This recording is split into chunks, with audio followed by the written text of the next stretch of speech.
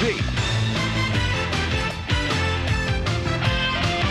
The 1993 NBA Finals. Tonight, Game 3 between the Phoenix Suns and the Chicago Bulls. And Chicago fans are obviously confident of a celebration here by Wednesday or Friday at the latest.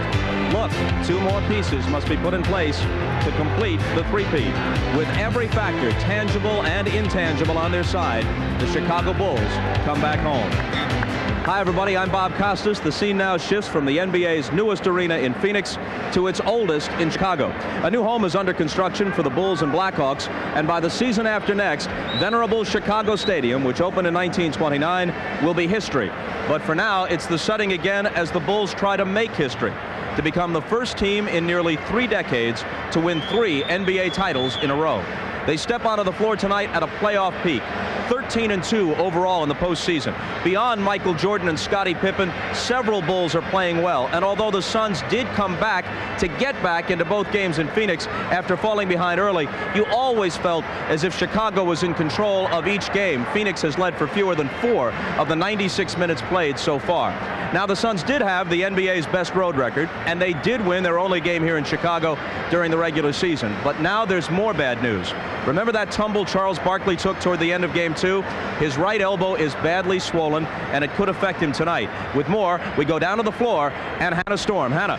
Bob, indeed, it looks as if that injury may affect Charles Barkley tonight. He has not been able to shoot in 2 days since suffering the injury to his right elbow. Keep in mind that is the elbow of his shooting hand late in Game 2, in fact, late in the 3rd quarter. Barkley has a bruise on the bone. He also has a swollen bursa behind the elbow. This is how he described the injury before getting it treated today. I won't know what to expect until right before game time because they did not want to drain it so the fluid would fill back up. So I have no idea what to expect because right now I can't lift it above my head without tremendous pain.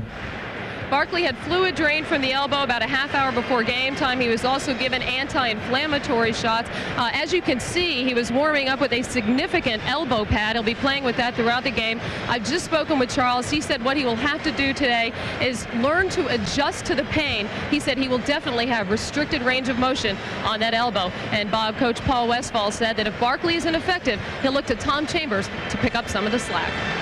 Yeah, only some of the slack. Too much for any one person to pick up completely. And that's just part of a long list of problems for the Suns, including the play of Kevin Johnson through the first 2 games, well beneath his standards. More on that from Marv, Mike, and Magic. Marvelous. All right, Bob, and added to that injury concern of Charles Barkley, the other dilemma facing the Phoenix Suns, as you mentioned, the ineffectiveness of the Suns point guard Kevin Johnson. Magic, why has Kevin Johnson had such enormous problems? Well, first of all, let's remember that KJ is the big reason why the Phoenix Suns has the best record during the regular season. But you want to know why? Because of an awesome team defense of the Chicago Bulls. Now, KJ is going to run their favorite play, which is the pick and roll, and he wants to get into the lane. Now, you're going to see 4 Chicago Bulls players come and want to stop him. There's 1, 2, 3, and 4 got their eyes on him, and what they want to do is make him kick it out to somebody else and let them beat him.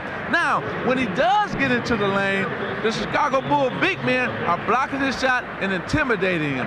Now, to compound all of that, KJ has more turnovers than assists. He has 9 turnovers to only 8 assists. And I think what he has to do is he has to get out into the open court and also run the 1-4 offense, because then he can break his man down, maybe get a jump shot or take it to the basket, because the pick and roll is not working. All right, and Mike, most teams are very fortunate to have 1 superstar on the roster. Not only do the Chicago Bulls have the combination of Michael Jordan and Scottie Pippen, but both players are playing their best ball of the season at the very same time. And we've seen that 1 superstar alone may not be enough to bring a team to the NBA Finals. Elijah Wan with Houston. Patrick Ewing in New York couldn't get it done. Chicago is in a very unique situation.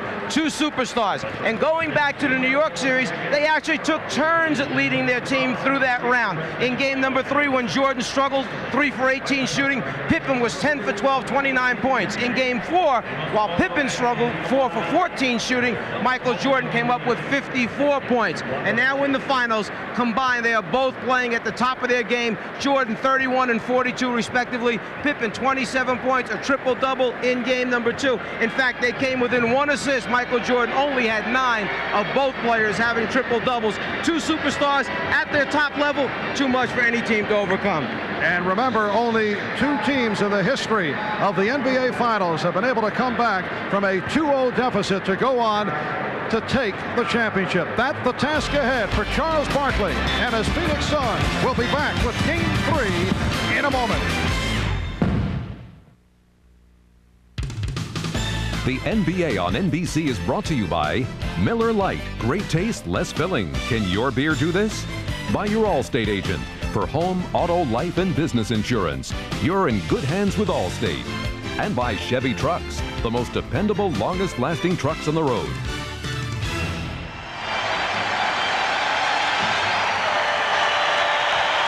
A crowd of 17,000 plus at Chicago Stadium.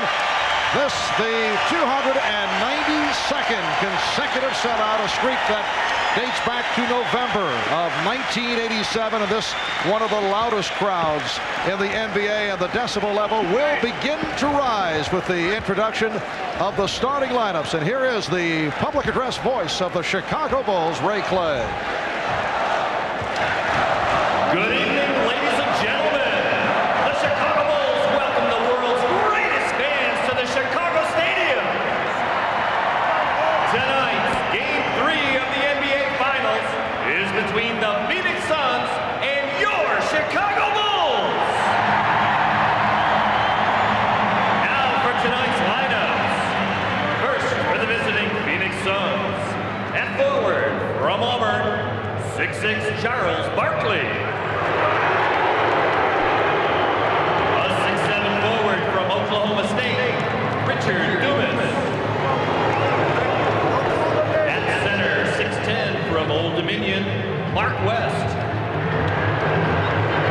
At one guard from Central Michigan, 6'6" Dan Marley. At the other guard, 6'1" from California, Kevin Johnson. The Phoenix Suns are coached by Paul Westphal, assisted by Lionel Hollins and Scotty Robertson. The trainer, Joe Brodsky.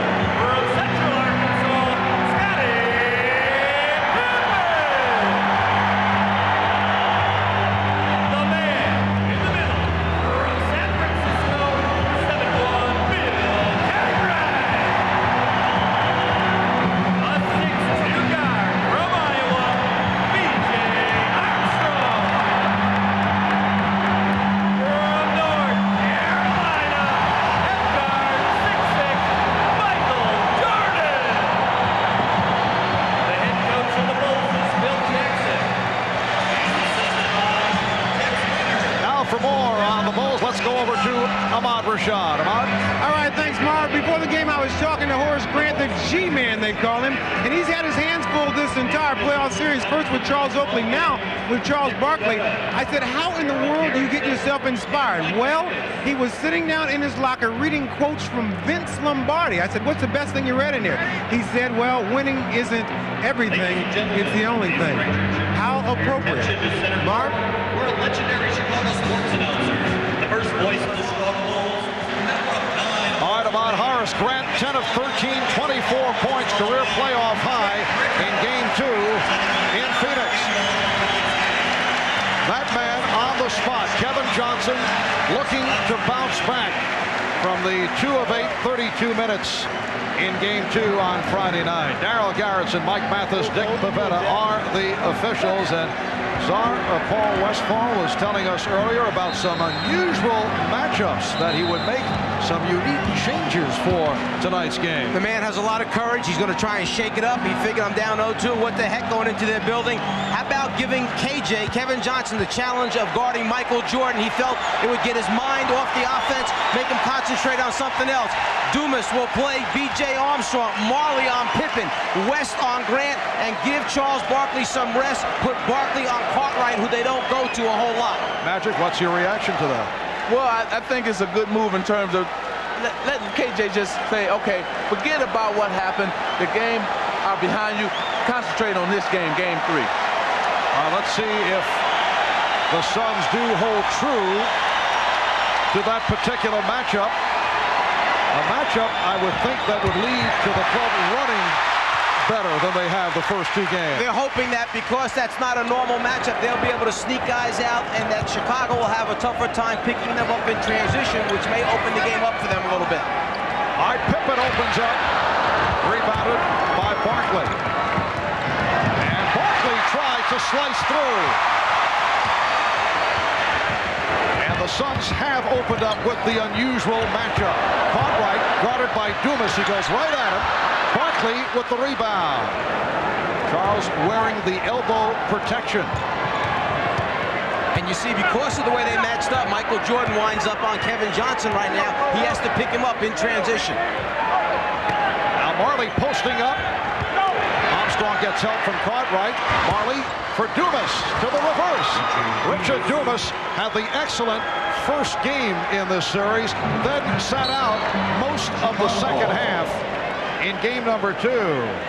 Well, Phoenix over the first 2 games with the lead for only 3 minutes and 54 seconds out of the possible 96 minutes. They led for only 18 seconds in the second half. So the Bulls off to the slow start. They have gotten off quickly over the first 2 games. Here's Johnson, yes, and the Suns with a 4-0 lead. See, that's how you can break that shooting slump that you're into. Good move. Another turnover. Here's Marley with Pippen back. He pulls up for the 3. Rebounded by Jordan. Phil Jackson had mentioned to us, we have to weather the early storm because they understand if they don't come out with a lot of energy, meaning the Phoenix Suns, in this building, we'll put them to sleep early. So Phoenix had to come out and play hard from the beginning. Chicago has to withstand the early minutes. And Michael Jordan puts the Bulls on the board. And there's the concern with Kevin playing him, that Michael will post Kevin up. But then again, if Michael's got it all the time, then the other people aren't hurting him. Barkley setting for the 3, and he hits it. Charles Barkley had about a half hour to line that shot up. Well, the elbow must be feeling good. And you know what? I like how Phoenix has come out to start this game. They're taking their threes, they're playing loose, and this is going to be a tough game for Chicago. B.J. Armstrong cuts it to a 7-4 Phoenix lead. B.J. Armstrong has been superb right throughout the playoffs. And it's Armstrong now guarding Johnson. Good luck, and Dumas puts it away. So the assist for Kevin Johnson, and the Suns lead 9-4. Pippen being guarded by Marley. Dumas with the steal. He had that one diagnosed. The Suns with an 11-4 advantage. And Phoenix has more energy right now than Chicago does. You can see it. Chicago's kind of meandering through things, not running their cuts real hard, not passing the ball crisply. Phoenix taking advantage. You know, sometimes when a team is struggling, what they need to do is get on the road. So Phoenix is feeling good right now. They're on the road. They don't have to listen to their crowd, and they're feeling right at home right now. All right, here's Pippen. And it's tipped home by Jordan. That 7-point lead just a moment ago, the Suns' biggest lead of the series. And Johnson was able to penetrate, could not finish it. Armstrong with West getting back. He goes around it. B.J. Armstrong was facing the 6'10 mark. West gave him a head fake, and he left him behind. Gave him a little hesitation. Looked up with his head like he was going to to shoot the jumper. Once he saw the big man coming, kept his dribble alive, went to the basket. Mark West putting moves on Bill Cartwright and goes to the jump hook. Mark West has seen limited action over the first two games, 14 minutes, game 1, and in game 2 only 8 minutes. In both situations, he got himself involved in early foul trouble. Suns lead it 13-8. And Dick Pavetta, the outside official, calling the foul on Richard Dumas. Well, after a little bit of work from the doctors and trainers, obviously he can rebound the basketball, and if you give him enough time, he'll line up a three-pointer and put that one in the bottom net. He's feeling a little bit better now that the game has started. Cartwright. Pippen gets inside, and he's rejected by West. Johnson knocked it away from Armstrong. It will be Chicago ball with 21 on the shot clock. Something that they certainly can use, the presence inside of a shot blocker. West, whose minutes have been limited in the first two games, will block and change them. And another block by West, but Cartwright able to recover. Suns lead 13-10. 4.5 gone by.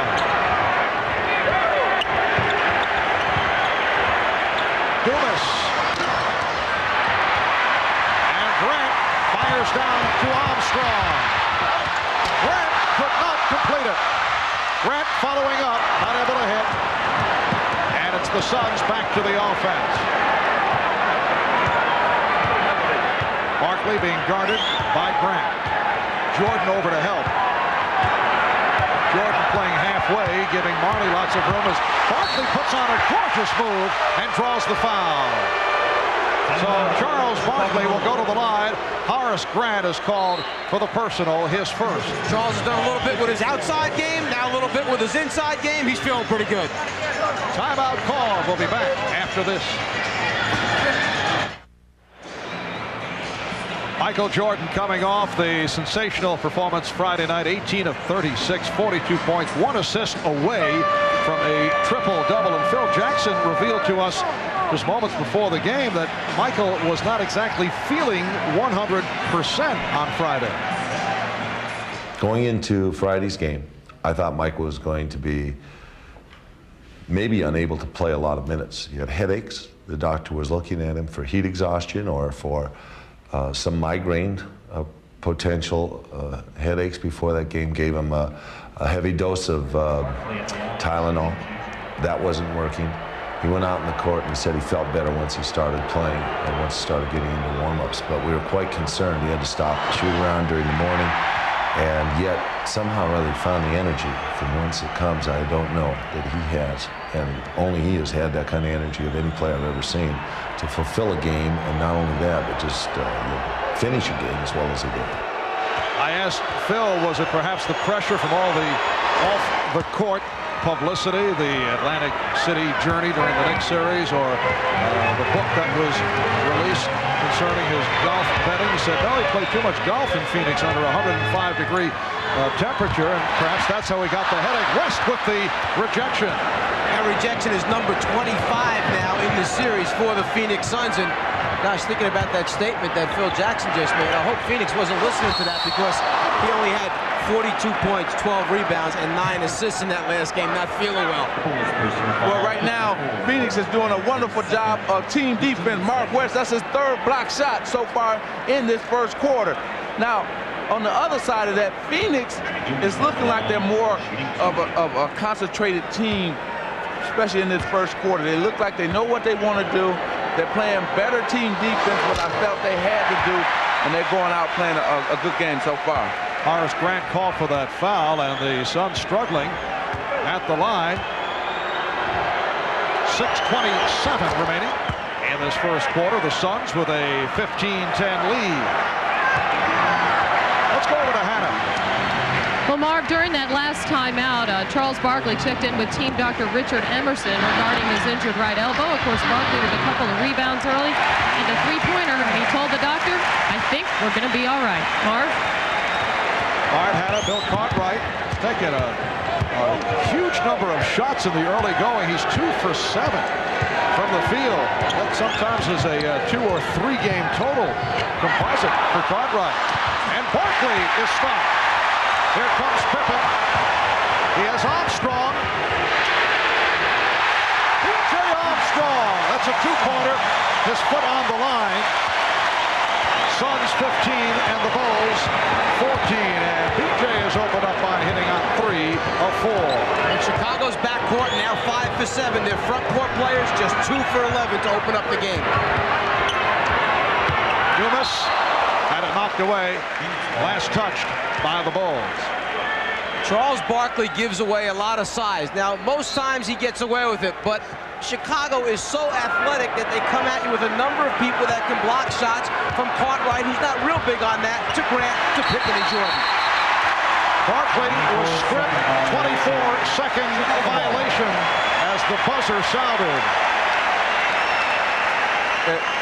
You see, what I think Phoenix needs to do, especially when they want to go into Charles Barkley, is do what Chicago do with Michael Jordan. Run a play away from him and then bring it to him. Let him be like the second option, but really he's the first option. But run the play away from him, then bring it to him. And you saw Scott Williams over at the scorer's table getting set to check in for the Bulls' first substitution. Jordan changed his mind. Armstrong now working the right side. And Barkley able to rebound. The Suns 15 and the Bulls 14. Just under 5 minutes remaining. First quarter. Kevin Johnson. And the call is last touch by Jordan. So Phoenix maintains possession. It will be a combination of Scott Williams and Stacey King replacing Bill Cartwright and Horace Grant. Grant with the 2 fouls did not score. Cartwright leaves with 4 points. Would you say that so far this has not been the explosive beginning that Chicago normally plans on? The crowd getting involved, and it's because of the good start by Phoenix. Here's West. Dumas on the tip. And the Suns now lead by 3. Bulls try to break, but the Suns did get back. Jordan with room for 3. Yes.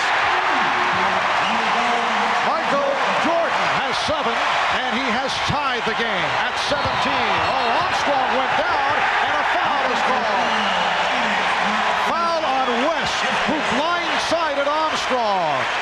Mark West just apologized to B.J. Armstrong. Well, what they're trying to do is take that pressure off of KJ and set a pick in the backcourt for him.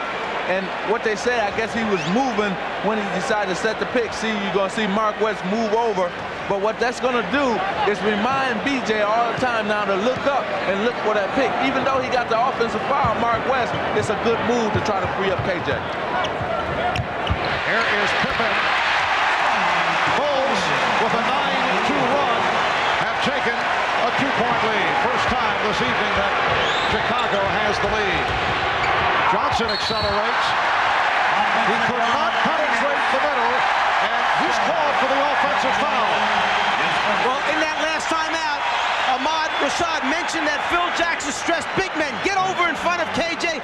Don't let him get to the front of the rim. It's exactly what they talked about in that timeout. Armstrong. B.J. Armstrong once again providing much damage to the Phoenix Suns. Fast start, he's at 4 out of 6. He has 8 points. Chicago leads 21-17. Here's Marley. Yes. And Marley, over the first 2 games, not able to get into it in the first half. In both situations, he came on in the second half. That's his first field goal of the night. Here is Pippen. Scottie Pippen getting good looks. His second field goal has 4. The Bulls now lead by 4. Again, they pick up Kevin Johnson at midcourt. Well, they're just trying to wear him down. What they want to wear him down, especially for the fourth quarter. Barkley lost the handle. And they will jump it up. Pippen diving on top of Dumas to tie him up. Off the dribble, Scottie Pippen elevates and then gets gets a clean, wide open look at the front of the rim. You've got to have a hand in his face, go up and challenge the shot. The scramble for the loose ball. This is the finals. You get on the floor and get after all of the loose ones. Timeout called with 2:52 left in the first. Well, B.J. Armstrong came on very strong at the end of the regular season. He has had an excellent playoff run. It took a while for B.J. to gain the confidence of Michael Jordan and the rest of his teammates when he was inserted into the starting lineup earlier this season. It was not readily accepted, but it is a different story now, and we talked about that with Michael Jordan. I think B.J., like most college players coming to this level, want to be a star. They want to be noticed. They want to score. They want to be known as a scorer. I think most of the people realize that if you score a lot of points, sometimes you get a lot of recognition. But I think from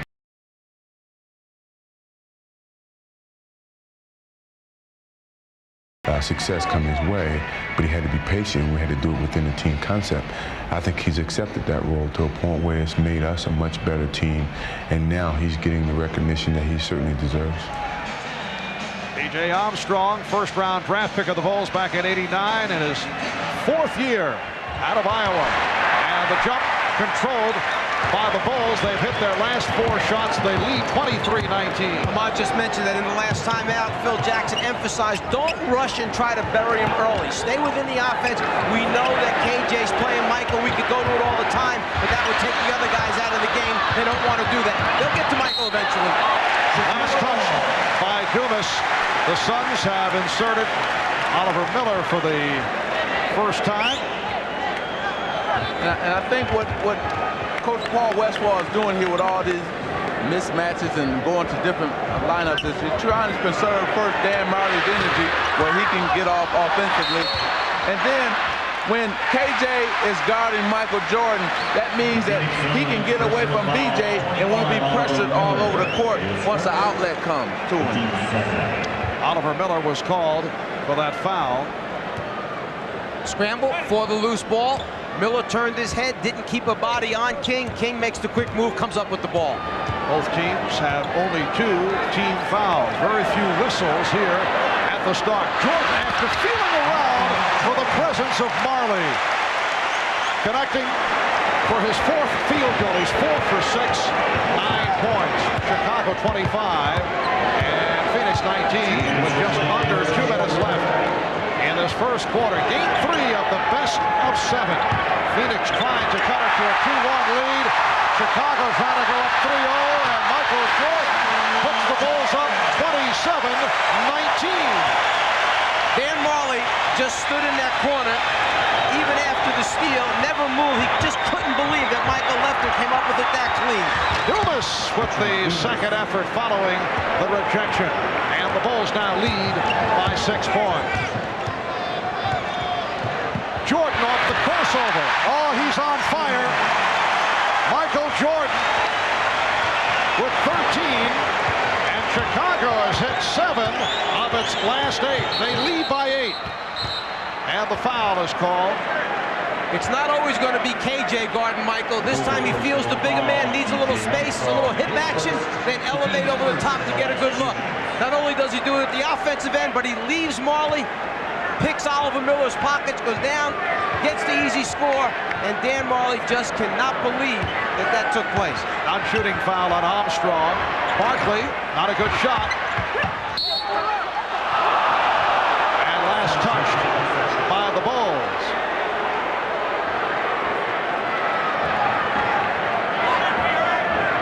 Dumas, Barkley, Miller on the front line. Marley and Johnson in the backcourt with 1 minute left in this first quarter.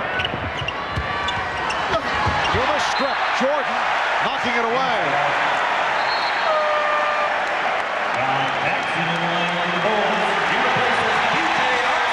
B.J. Armstrong hears it from the crowd as John Paxson replaces him. Armstrong leaves with 8 points. And another outstanding effort. Holding foul called on Paxson. See, the struggle has come from Phoenix again when they've been able to have to set up in their half-court offense. You know, when they were running up and down, getting steals, getting dunks and layups, it was because of their transition game. Now they're back into their half-court game, and they've not been able to score in that half-court offense. Mark West getting ready to return. Bulls 29 and the Suns 22. Here's West, who earlier had 3 blocked shots. Charles Barkley will get a rest. Charles has not been effective. 1 of 4, 4 points, along with 5 rebounds. Is this a vote of confidence by Paul Westphal that KJ has been on the floor the entire quarter? No one's come in for him? You're on the road now. Frank Johnson is a good player, and he probably plays better when he's at home. But now you're on the road in the biggest game in probably Phoenix Sun history to date. And you got to go with your veteran. You got to go with the all-star and KJ. Jordan tried the bullet pass. The officials checking it over. Garrettson and Pavetta in a discussion as to who knocked it out of bounds. Pavetta apparently had the better look, and he says last touched by Chicago. Well, to me, it hit Oliver Miller and went out of bounds. Nobody else from the Chicago team touched it after that. So you got a break there for the Phoenix Suns. Yes, that's the contention of the Bulls, but the ball goes to Phoenix. Half-minute remaining in this first quarter. Chicago leads by 6. Dumas, Miller with the tip. So the Bulls now lead 29-25. 20 seconds remaining in the quarter. Pippen saw the opening and lost it. And they say offensive foul. It's a charge called on Pippen. I don't know if anybody knew what the call was at the end. Everybody just kind of stood around and waited. Was it going to be a foul for moving underneath Pip? Was it going to be an offensive foul? Then suddenly the announcement that offensive foul was called. That might have been the first mistake of these 3 games that the Chicago Bulls have played. They shot. Pippen went in with 12 seconds. You know, there's a lot of time now on the shot clock. Danny Ainge, who had the strong game on Friday night, has come on for the first time. Here's Johnson. Yes. 4 seconds left in the quarter, and the Suns with him too. Marley with the intercept. Marley for Dumas, and then tied it at 29. 1 and 5/10 seconds to go in the quarter. Scott Williams throws one the length of the court. Jordan with the shot. So the Suns score the last 8 points of the first quarter. They've come from behind to tie the game at 29.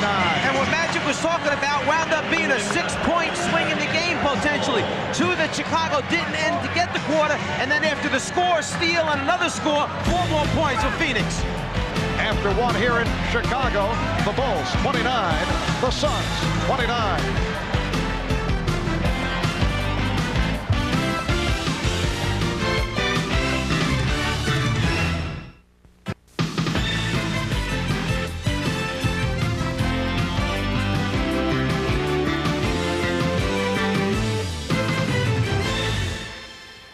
Talk about it.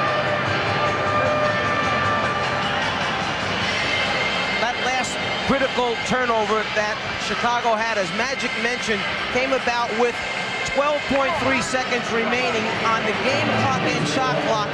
Pippen drove to the basket, picked up an offensive foul. He should have just held this basketball. His team was leading 29-25. If they score the last basket, they're up 31-25, up 6. But by him going early, it gave a chance for Phoenix to go down, score, steal the inbounds pass, score again, and you wind up with a 29-29 basketball game to end the first quarter. I know when I was with the Lakers, if I had to turn that ball over or shot it during that time, Riley would have met me at half court, been screaming and hollering all the way at me. Second quarter is underway. Grant back in there, rebounds. Trent Tucker has come on for the first time. So a 3-guard alignment for Chicago. Jordan, Armstrong, and Tucker, along with Williams and Grant. Armstrong is open for 3. 11 for B.J. Armstrong. And the Bulls lead 32-29. Tom Chambers has checked in. Chambers up front with West,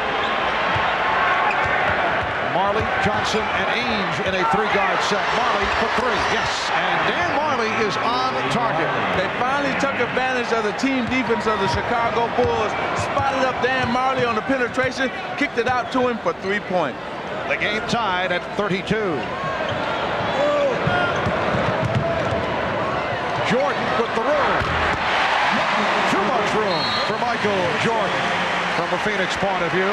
15 for Jordan. The Bulls 34, the Suns 32. Marv Albert with the czar of the telestrator, Mike Fratello, Irvin Magic Johnson. Bob Rashad had a storm. Bob Costas will be along at halftime with the Prudential halftime report. Bill Walton and Peter Vesey. Here's West getting inside. Mark West with his second field goal, and again we're tied 34 apiece. Minute and a half gone by in the second quarter. Scott Williams. Johnson gets it down for Chambers, and Phoenix is up by 2. Well, see, this is what I was saying. The way you can get Kevin Johnson involved is to get out in the transition. And they just were able to do that in that succession right there. Jordan feeling for Marley on the post-up move. Rebounded by Scott Williams. Scott Williams so instrumental off the boards in game 1. Did not show up in the numbers as dramatically in game 2 on Friday, but played well. Horace Grant from deep. That his first field goal. The Bulls and the Suns tied at 36. Mike Mathis with the whistle. Well, what happened was, Marv, that Tom Chambers and Williams got into a pushing match, and he wanted to just stop the game and say, look, clean it up before I throw one of you out or both of you out. Settle down tight. Stop it. Kevin Johnson with 5 assists. It's the best he's played in the series. Chambers. Tom Chambers off the bench to hit a couple, and the Suns now lead 38-36.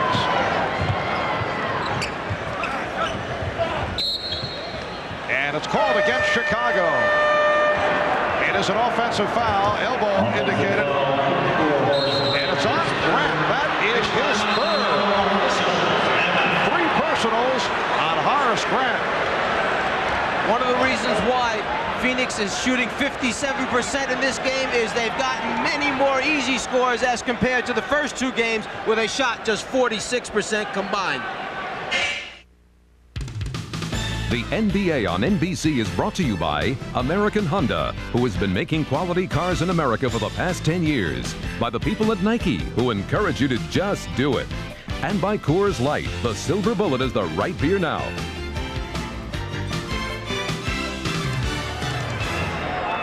Most critical for Chicago to have Grant on the floor. He steps up to back pick as his teammate cuts. Ainge gets hit with the block. The official calls an offensive foul, number 3 on Horace Grant. He's not real happy with that. He knows he has to go to the bench. Let's take it over to Hannah for a second, see what she's got from the Phoenix bench.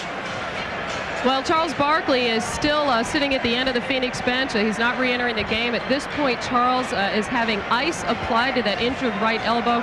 Dr. Richard Emerson is afraid that Charles may have lost some of the strength in that elbow. They have some ice on it right now to keep the swelling down. Marv? All right, Hannah, the Suns 38, the Bulls 36. 3 minutes gone by in the second quarter. Kevin Johnson backing his way on B.J. Armstrong. Chambers, yes. The Suns have hit 8 of their last 9, and Tom Chambers a major factor. He's hit 3 of 3 from the field. For the first time in this series, in this game, the Phoenix Suns are taking advantage of the double teaming trap that the Chicago Bulls are putting on them. So they're getting good shots and they're knocking them down. Here's Jordan. Well, he beat Marley, but went short, tried to alter the shot as he was putting the move on West. Marley on the rebound. Another opportunity for the Suns. 3.5 gone by in the second quarter. Ainge for West. West rejected and fouled by Pippen. Scottie Pippen committing his second. Trying to take a page out of Chicago's defensive book. Big men come over, close down the lane to the basket. Mark West rotates underneath Michael Jordan. It makes Michael come up a little bit short. Michael not real happy about it afterwards. Has a few words to say to Darryl Garretson as they head down the floor side by side. Good buddies, Michael Jordan, Darryl Garretson. And Mark West, a very poor free throw shooter, 52% during the season, hits on the first.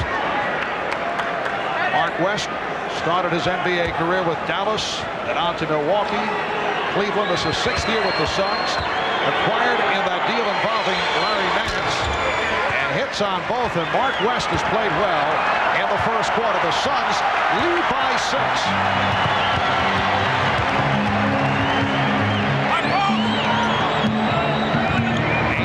Double up. Cartwright.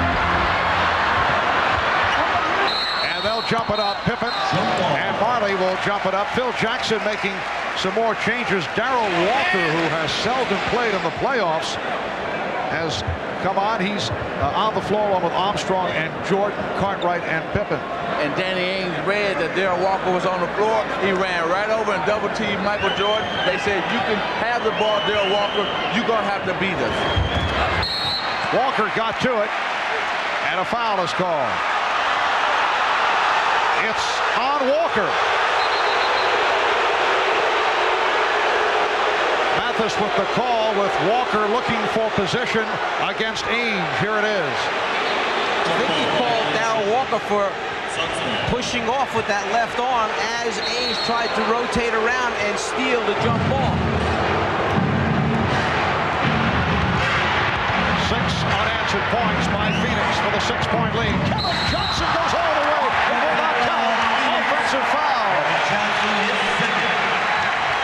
For Kevin, his second personal. Kevin Johnson must understand he needs the in-between game. When you beat the first guy off the dribble, you've got to pull up about 8 to 10 feet from the basket and look to shoot that in-between jumper or then drop it off. You can't get all the way to the front of the rim against this Bulls team. Cartwright. Bill Cartwright in the right spot for the ricochet. The Suns lead by 4. They probably won't give Michael Jordan an assist on that, but he's the one who tipped it to Cartwright. He knew it the whole time what he was doing when he went up for that rebound. Ainge guarded by Walker. Shot clock at 6. West backing Cartwright, and a foul on Cartwright. Not allowing West to get position, but called for the personal. Well, right here, you're going to see that first Bill Cartwright has 2 hands in the back, and that's what the call was.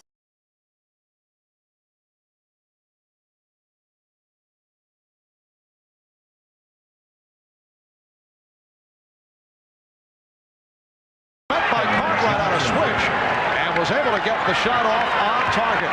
The Suns playing well, lead the Bulls 44-38. 5 minutes and change gone by in the second quarter, and a pushing foul called on Phoenix. It's on Ainge. Going back to that KJ play, if Phoenix want to get him more shots, more involved, still run Bill Cartwright in the pick and roll because he will not come out and challenge KJ. Ahmad Rashad back in Chicago Stadium. Now, last week there was a bit of a controversy in Phoenix. Some of the players were wearing this T-shirt. Now, they weren't wearing it because they were feeling cocky, but they were looking for a rallying cry. But Phil Jackson said, wait a minute, it's a little bit too early for you guys to wear that shirt. So they took it off and they put them on ice and probably had a good time. As you can see, Phoenix is saying that maybe you won't wear these at all. Back to you, Marv. Yes, Phil did not want to show the overconfidence. Long way to go in this series. Charles Barkley looks to make his way back. Charles Barkley played only 11 minutes. 1 for 4 from the field, yet the Suns are up by 6 with Barkley sitting down, and he's bothered by that injured right elbow. The Suns have outscored Chicago 23-9. The reason for that was, Marv, because the Phoenix Suns players were not standing around watching Charles Barkley. They were moving without the ball, and getting themselves involved in the offense. Armstrong off the weave setup by Chicago that has been so effective, and the Suns now lead by 4. Best match. That's the downside. Of course, you'd rather have Charles Barkley in the lineup. Talking about the league's most valuable player, but at times with the back-end moves, and he does hold the ball too long as Kevin Johnson is able to hit.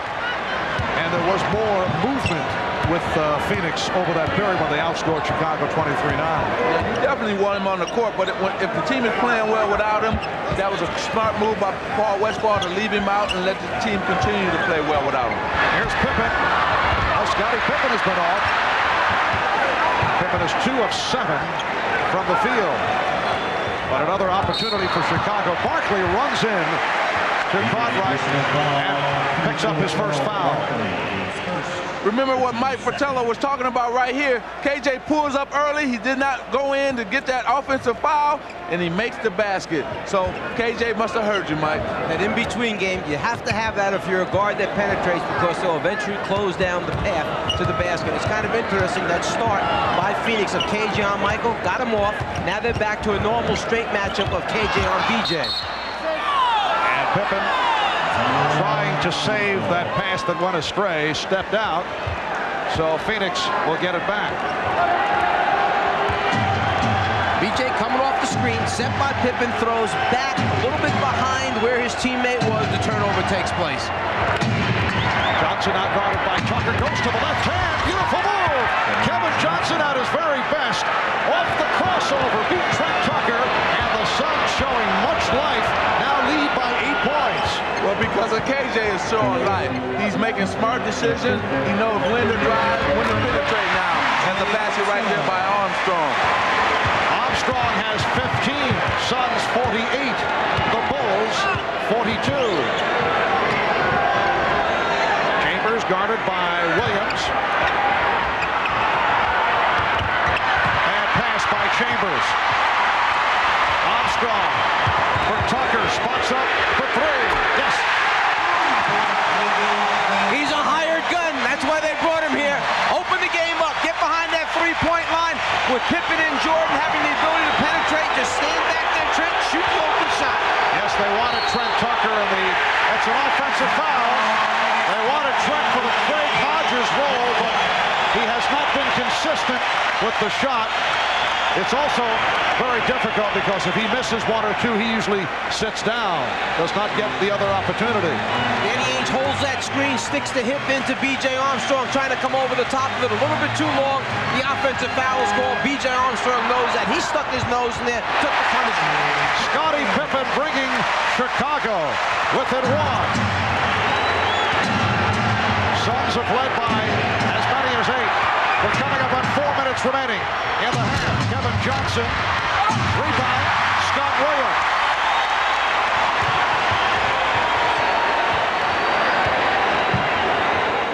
Cartwright, played by Barkley. Williams, they're giving him the shot. They feel Scott Williams cannot beat them from the outside. Here's Chambers on the drive. Offensive foul.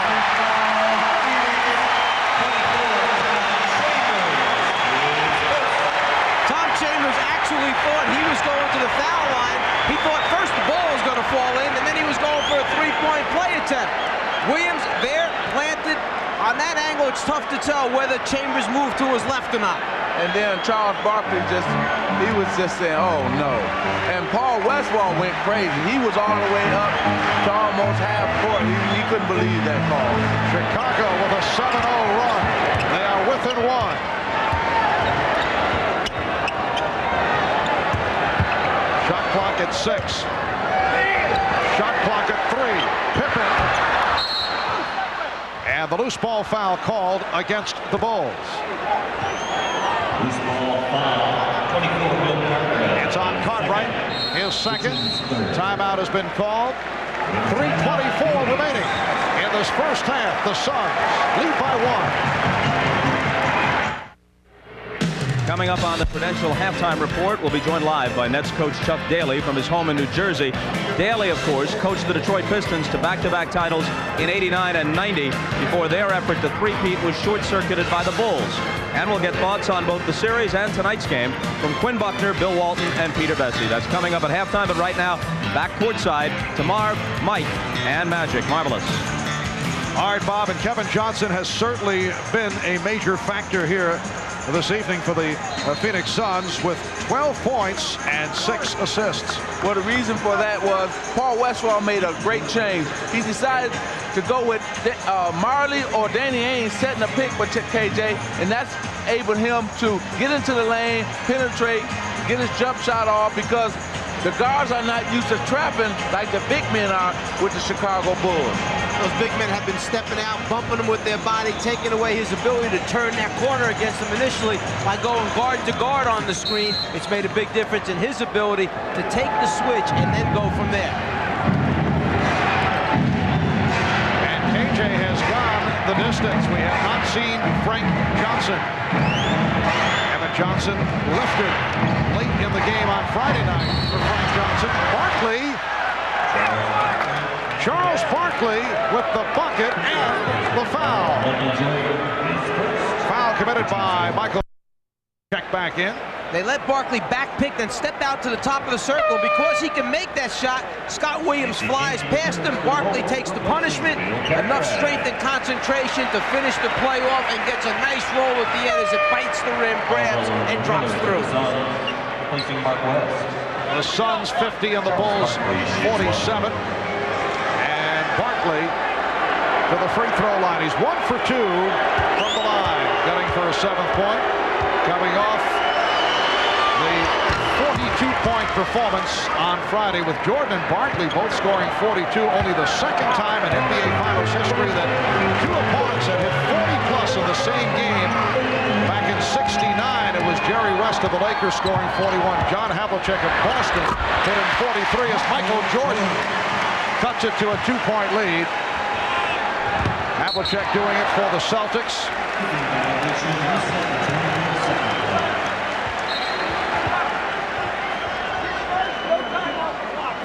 Well, here's that out-of-bounds play, and you can see that Scott Williams dove there and knocked it out of bounds. But this is the first time we've seen full court pressure by the Chicago Bulls in this game. I saw a moment ago that Chicago has not shot one free throw to this point in the game. During the regular season, they were 26th, next to last in the NBA free throw attempts. They averaged just under 24 free throw attempts a game. So having none at this point, though, still a bit unusual.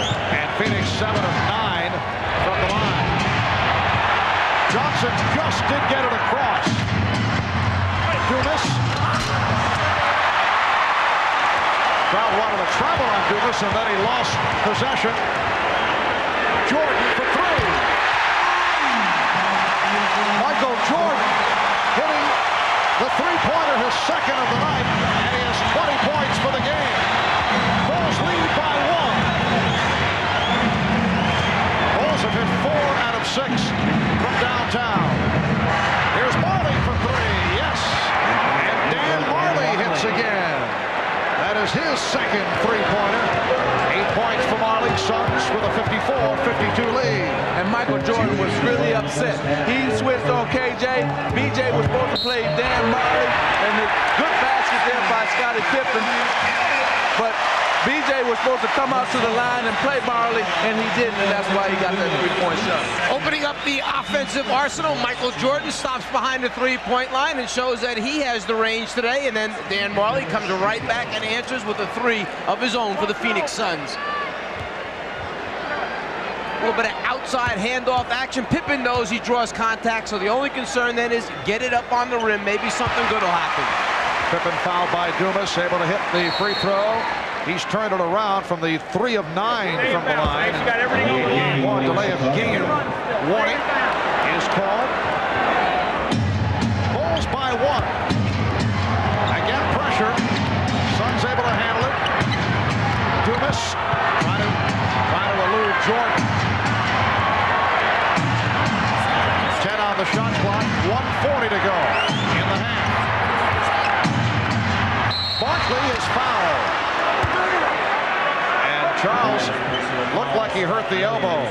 Richard Dumas tried to put the ball over the top of Michael Jordan's head, which many players will use and get the defensive guy to turn around when you suddenly put it over. Michael never went for the fake, came right back. Here it is. He tries to put it over his head. Michael says, I'm not going to go for that one. He's talking to him right now. Barkley 2 of 3 from the line.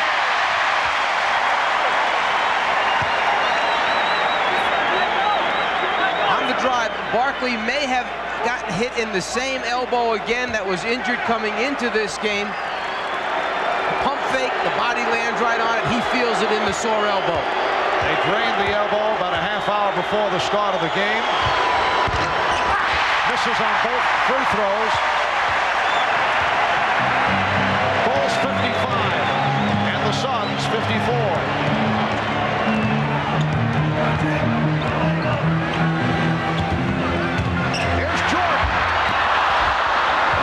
Went to the left hand, could not put it down. Dumas is fouled by Armstrong.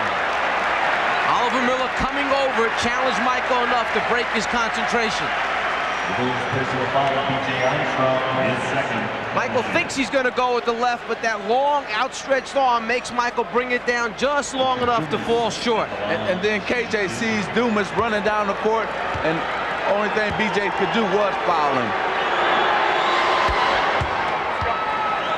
Dumas now 2 of 3 from the line. Richard Dumas, the rookie from Oklahoma State, 71% free throw shooter. Phoenix 56, Chicago 55. 1:10 left in the first half.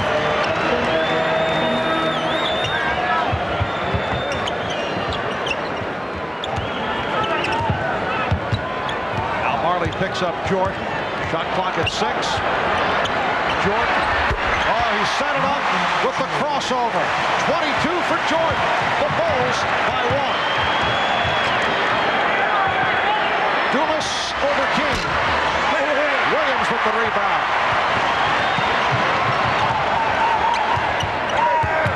Stacey King. Trying to change his mind. Marley for Barkley. And he's rejected by King. The basket counts. It's a goal tag.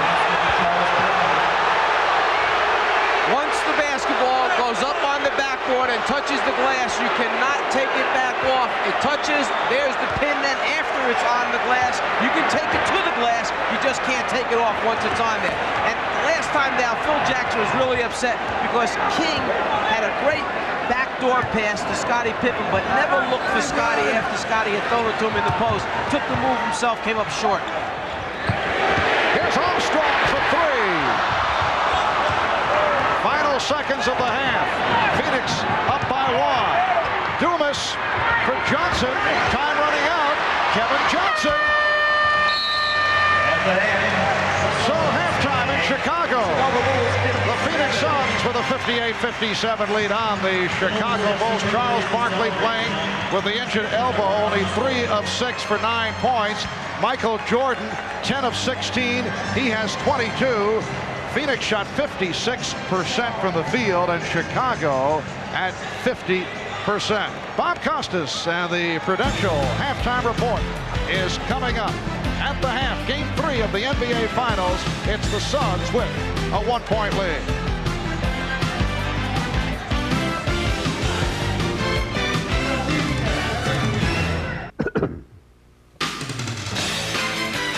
This is the Prudential Halftime Report, brought to you by the Prudential.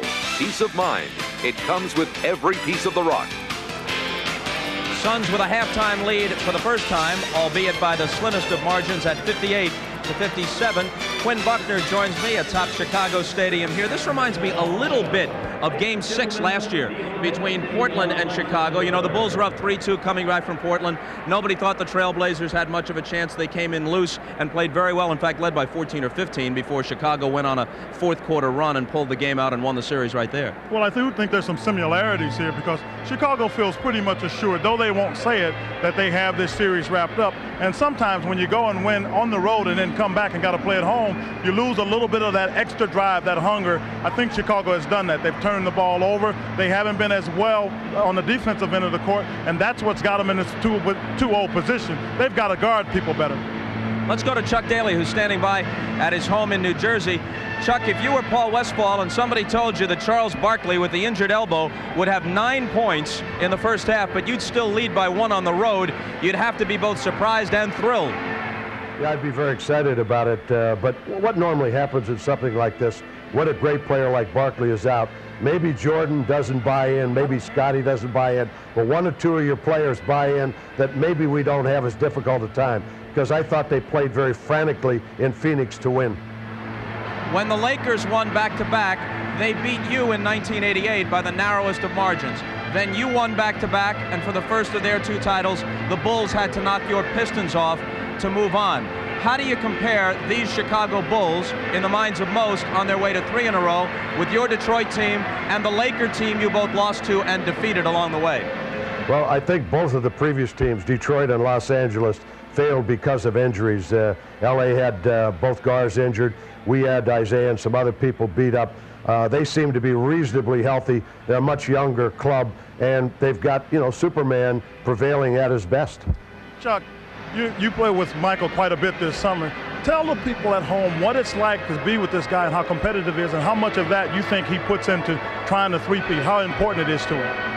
Well, I don't think we've ever quite seen anyone. I know everybody in our business is competitive at every level, but he has some special qualities. His competitiveness rises above, and then he's blessed with all of these gifts that makes him a very, very special and maybe the best player of all time. Chuck, let's talk about your ball club and especially the tragic loss of Drazen Petrovic. Have you had a chance to gather your thoughts about this yet? Well, a little bit. At first, when it hits you, you don't want to believe it, and then a certain amount of despair and distress and depression sets in. Then the realism starts to envelop you and your organization. We're having a commemorative situation tomorrow night in New York. We need to get the grief behind us as an organization. This was a kid that, you know, worked very hard to get where he was, very competitive. A lot of people don't realize he was named to one of the top 15 players in the NBA this year, 3rd team All-NBA, and he did it sheerly on his own ability. A tremendous individual. I think we'll all remember his smile. Of course, we think first of his loss in human terms, but it's also had an effect on your roster, and the composition of your team has changed drastically since you first arrived the season before this one. Terry Mills gone. Mookie Blaylock traded for Emil Robinson. Now he may be gone. Chris Dudley, an unrestricted free agent, and the death of Drazen Petrovic. This presents a much different challenge than what you might have expected a short time ago for you. Yeah, I would say so. You know, when I came here in September, we were hopeful of having all of these people, including Dudley, in our lineup. Right now, we're struggling to do that, and we're going to have to do a lot of evaluating, I think, with this roster, and a lot of work. Chuck, as always, a pleasure to talk with you. Thanks for taking the time. Thank you very much. Okay, when we come back, we'll be joined by the insiders, Peter Vecsey and Bill Walton, as we talk a bit more about the Suns and the Bulls. That's after a message from Prudential and a word from the NBA.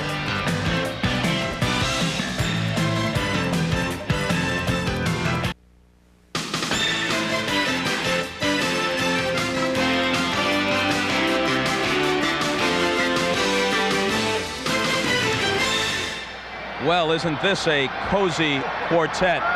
B.J. Armstrong, it's all yours.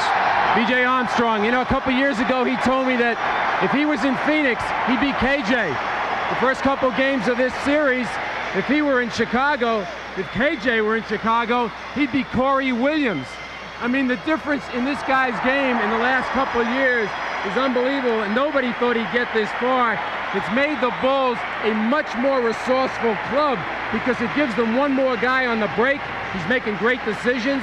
He's learned an awful lot from Paxson. He's now able to spot up, and Michael Jordan knows now to look for him, and BJ is not afraid to take the big shots when Jordan's in the game. All right, now, Bill Walton has been caged up through the first 2 games. This is his first appearance of the finals, so naturally, he wants to come out with a strong point. And even though the Suns lead by 1 at the half, you say... This series is over, Bob. It's been over since the first quarter of the first game when the Bulls realized that they could score at any time and shut down the Suns any time they wanted to. The Bulls have been playing the clock ever since the first quarter of game 1. But the difference with B.J. Armstrong and Scottie Pippen and the rest of the Bulls is that they have learned how to play from Michael Jordan. Scottie Pippen, his outside shot has taken his game to new levels, higher levels than he's ever been to before. And B.J. Armstrong, his ability to create, put the ball in the hole, and do the things and play at a level that Michael Jordan has taught them how to do. No other player in the league is teaching their teammates right now. And now a word of agreement or dissent. Well, I think it's a combination of both, but as you know, guys, I'm more interested on the defensive end of the court. I don't think there's any question about it. That's probably what surprised people the most. Phoenix was the highest scoring team in the league, and they don't look like it against the Bulls because the Bulls with Michael Jordan and Scottie Pippen cover as well as anybody that plays basketball, and they're going to three-peat, and you do it with defense. But it is the Suns over the Bulls by 1 at halftime of Game 3, and we'll turn it back to Marv, Mike, and Magic for the call of the second half as you gentlemen settle back in, as you've done through most of the series, and we'll be back after these messages from your local station. This has been the Prudential Halftime Report, brought to you by the Prudential. Peace of mind. It comes with every piece of the rock.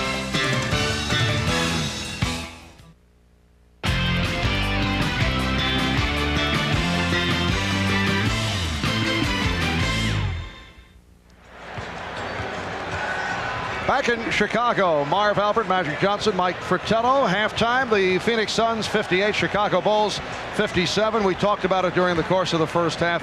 The difference for Phoenix, the play of Kevin Johnson, ineffective over the first 2 games, Magic, but effective here thus far. Well, I think Kevin has read the situation. He's gotten into the flow of the game. Remember, we talked about at the top that he had to get in transition. They've been doing that. And I think the key to him is, too, that he's feeling confident right now. You can see it. He's strutting, he's playing, and that's only going to help the Phoenix Suns.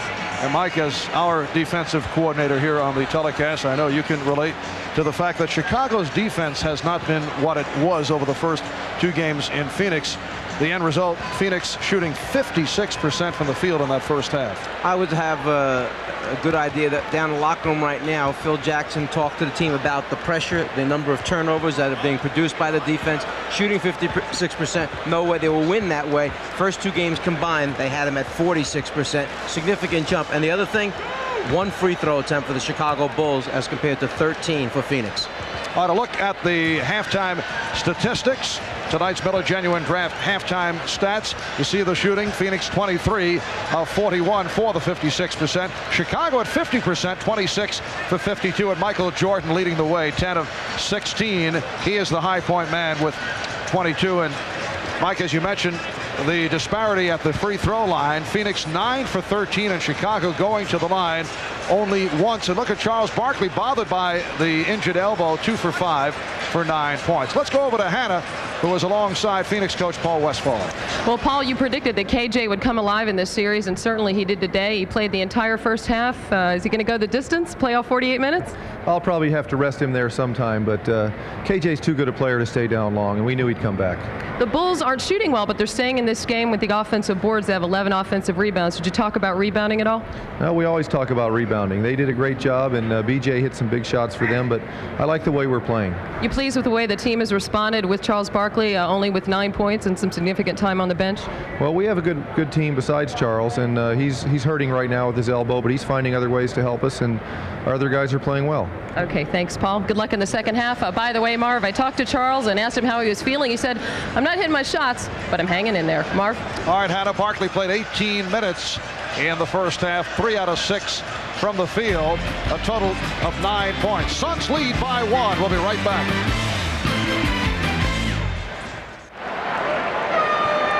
And both teams are set to start the third quarter. Phoenix led by as many as 8. They lead by 1. Earlier we showed you that Phoenix over games 1 and 2 had led for only 3 minutes and 54 seconds total time the first 2 games. Well, tonight they have had the lead for what this is worth, 15 minutes and 20 seconds of the 24 minutes in the first half. Playing from behind all the time, so obviously Phoenix very happy with the way this first half has gone. But Phoenix has to be happy because they've been doing it on both ends of the court, especially on the offensive end with Kevin Johnson leading the way, but also some other guys that stepped up their game. Dumas is playing a solid game, as well as Mark West playing a good game defensively. Yes, West with 6 points, but He's contributed in the block shot department. Dumas high man for Phoenix with 15 after seeing limited action in the second half on Friday night. Richard Dumas 6 of 12 from the floor. Charles Barkley testing the elbow.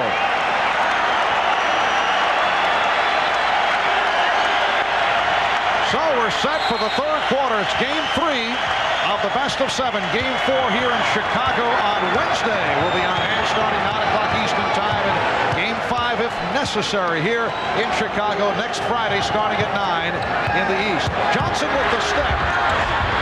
So Kevin Johnson extends to a 3-point Phoenix lead. See, as a former player, Paul Westphal said, hey, I'm going to ride you all the way out, KJ. You're going to win it or lose it for us. Great move by Paul Westphal to play him the whole first half, and let's see if he can continue his solid play, that being KJ in the second half. Scottie Pippen off the pick.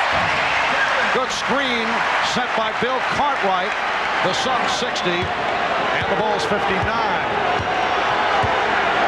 And Phoenix with Barkley, Dumas and West up front, Marley and Johnson at the guards. West set up by Dumas. Art West with his third field goal. They are reading the double teams.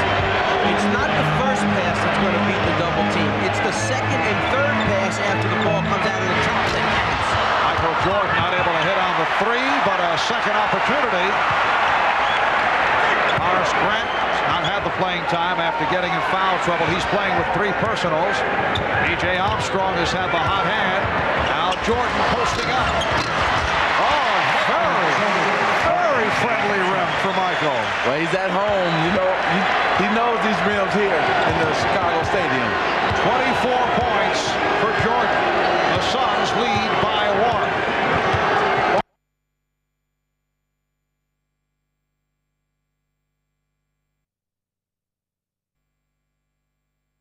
Well, he's at home. You know, he knows these rims here in the Chicago Stadium. 24 points for Jordan. The Suns lead by 1. Barkley with the pick. Johnson on the penetration. Here comes Pippen. 4 on 3. Pippen all the way. And it will be Phoenix ball. Michael Jordan waits till the ball is reversed, then knows he has the size advantage. Don't give anybody a chance to come over and help out. Just get it up on that rim over the top of KJ and then get a little luck on the roll. Kevin Johnson began his move at 3-quarter court and was held by B.J. Armstrong. That's 3 on Armstrong. Try to keep him off balance, change your pace dribble, suddenly go hard to the basket. B.J. doesn't move his feet fast enough to foul. Barkley backing Grant. Love to pick up number 4 on Horace Grant. He does a 3-second violation on Mark West.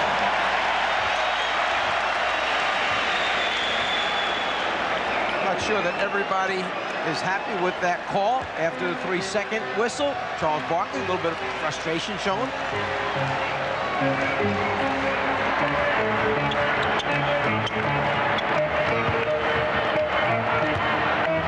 Cartwright, yes.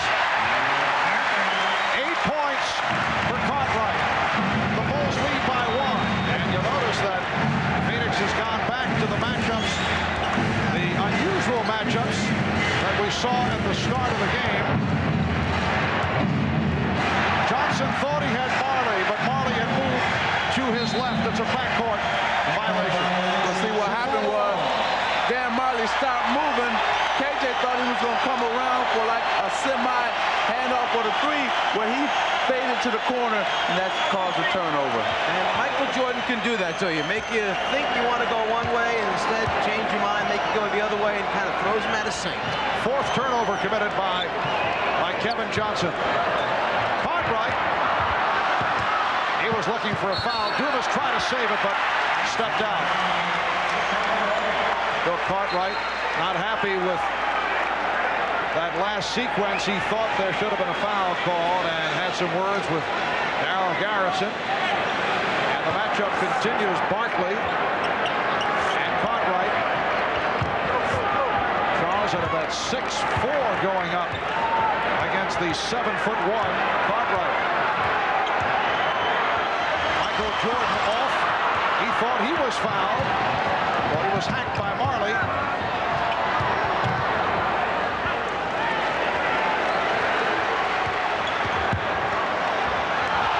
Oh, the crowd wanted the travel. And a reach-in call. Foul on Pippen. That's 3 on Pippen. You got a lot of upset players out here. Now you're going to see a reach-in by Pippen. First, Barkley cleared some space. The crowd right there wanted a traveling on Barkley. Didn't get it, but it got a foul on Pippen. Three apiece on Pippen and Grant. Johnson, a forced shot. West. Or was that a pass intended by Kevin Johnson? But Mark West able to put it home. Sure, Kevin would like to call the pass. Suns 64 and the Bulls 63 with 4 minutes gone by in the third. Horace Grant with his second field goal. He's been quiet tonight because of the foul problem. And there's the missing factor for Chicago in the first half. The fact that he had to go to the bench with 3 personal fouls. They need him back on the floor for a number of reasons. Defense, rebounding, shot blocking, and those points that he gives. Oh, what a second effort. Dumas forced the issue on that first thrust and then was able to tip it home, and the Suns lead by 1.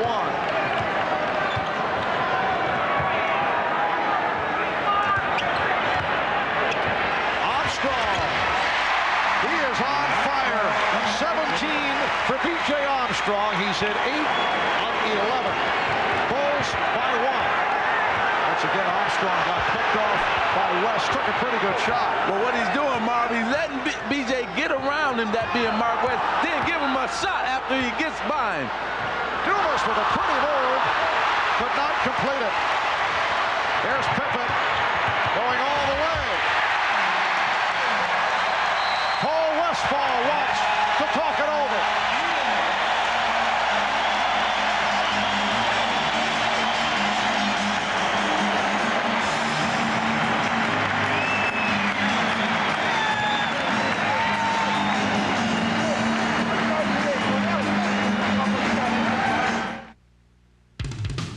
The NBA on NBC is brought to you by Nissan. It's time to expect more from a car.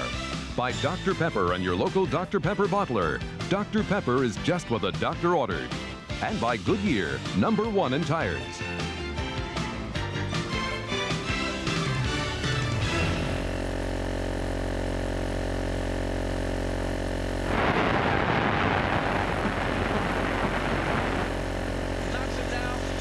Come up and pressure KJ, and the crowd is upset because this shot right there by that right elbow by Mark West. Every time he sets the pick on BJ gets a shot afterwards. How about the combination of Armstrong and Jordan? They've combined 19 for 30 from the field for a total of 41 points. Here's some light pressure shown by the Bulls. Chicago leads by 3.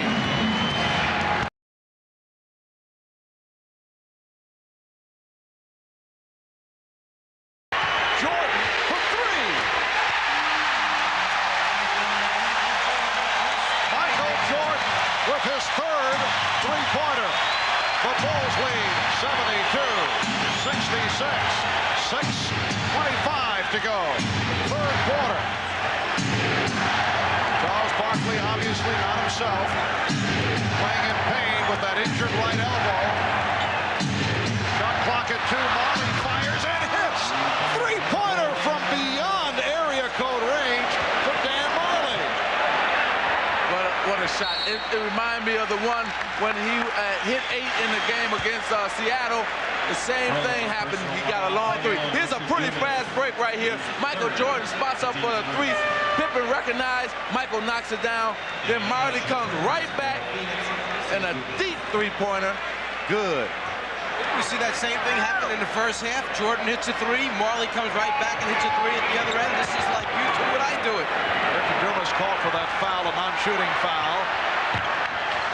For Chicago with the new 24. Scottie Pippen is 6 of 14. Barkley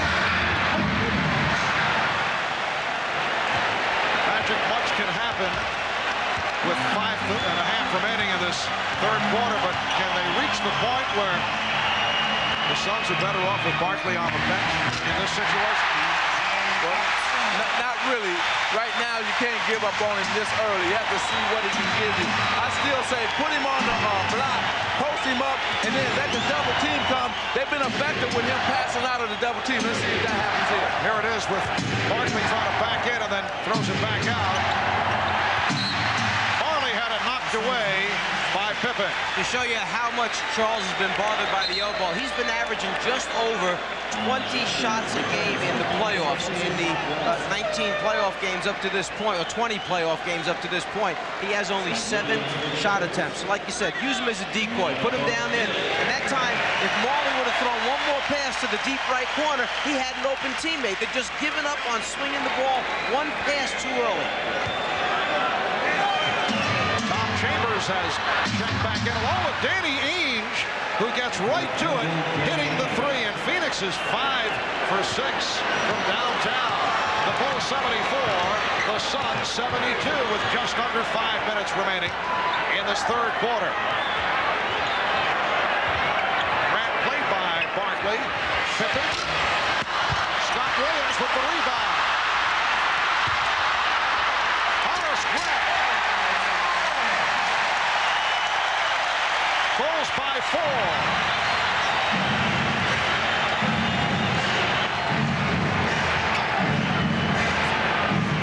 Now Barkley guarded by Williams. Barkley, yes. Nice move by Charles Barkley. He now has 11, and the Suns are down by 2. Madge had to find a way of getting himself a little bit of space to get a look at that, so it took a couple fakes either way, then the step back to get it. Watch this battle under the glass between the two stars. Charles Barkley, Michael Jordan under the basket. As the shot goes up, Jordan keeps it alive by jumping in. Barkley then turns and boxes him out hard at the end. Grant getting good position, and he's pushed from behind. Pushed by Barkley using both hands. Exactly. You can't do that this year. You cannot put your hands in the player's back. They made that rule up way before this season, and it's taking a lot of post play away from a lot of players, especially on the defensive end. Just under 4 minutes left in the third. Chicago with the ball. They lead by 2. Pippen. Oh, rejected. Chambers over to help. Got a piece of it. Here's Chambers. Met by Jordan. And a foul. Michael Jordan committing his second. You don't see Tom Chambers block too many shots straight up, but when you let him come from the offside, rotate over defensively, he'll get one occasionally. Then Jordan goes for the swipe right there, a little bit too much on. Third team foul on Chicago. Phoenix with 2. Barkley working down low. Pippen with the block. Pippen got a piece of it. Scottie Pippen has come up with a number of key block shots during the playoffs. Jordan. Johnson wanted a run, but the Bulls got back. Now Johnson to the left hand. Too much dribble. Kevin Johnson coughed it up. Here's Pippen. Foul. It counts.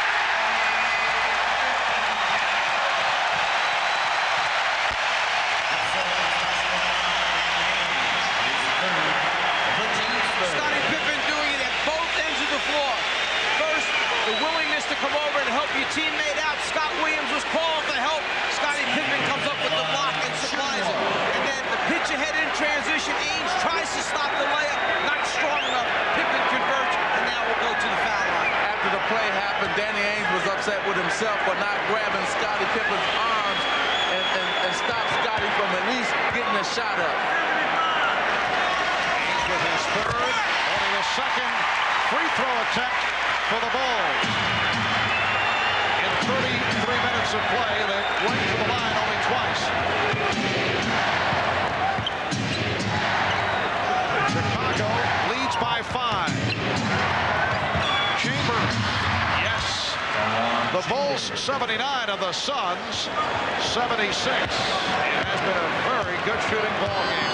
2:40 to go in the third.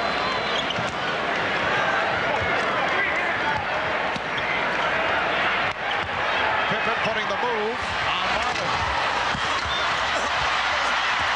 Ran able to hang in and then deflected it out of bounds.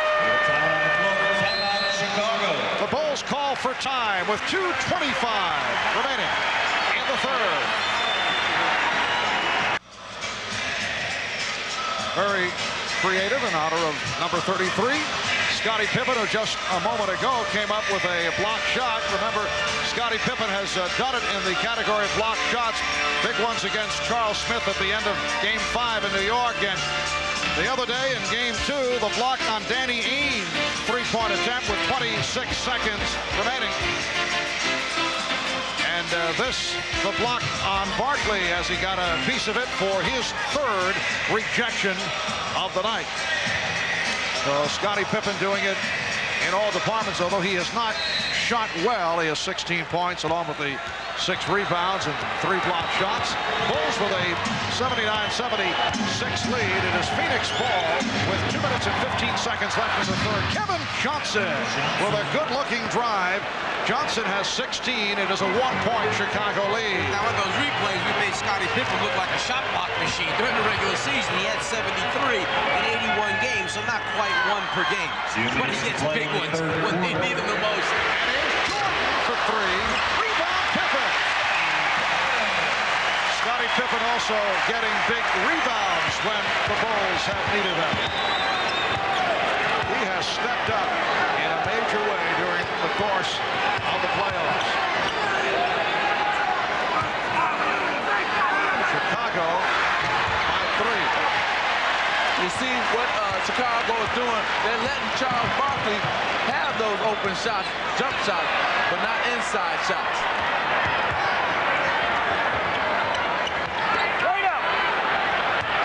Shot clock down to 7. Pippen gets inside. Pippen on the follow. He's got Danny Ainge guarding him. That's the reason why you see Pippen around the glass. Last time with an offensive rebound, this time on a post-up. Chicago, as we said last game, one of the smartest, if not smartest in the league, as Marley hits a three-pointer. They see the mismatch. They go to it, the Chicago Bulls. Dan Marley on fire from three-point land. And the Bulls now lead 83-81. That's 4 three-pointers for Marley. And the ball goes back to Phoenix with 44 seconds left in the quarter. With Ainge trying to guard him, Pippen goes to the offensive boards. He's trying to do the things that he can do to help the basketball team win. Marley for 3 again. Dan Marley, who hit 8 in one game against Seattle for an NBA playoff record, has just hit his 5th. And the Suns lead 84-83.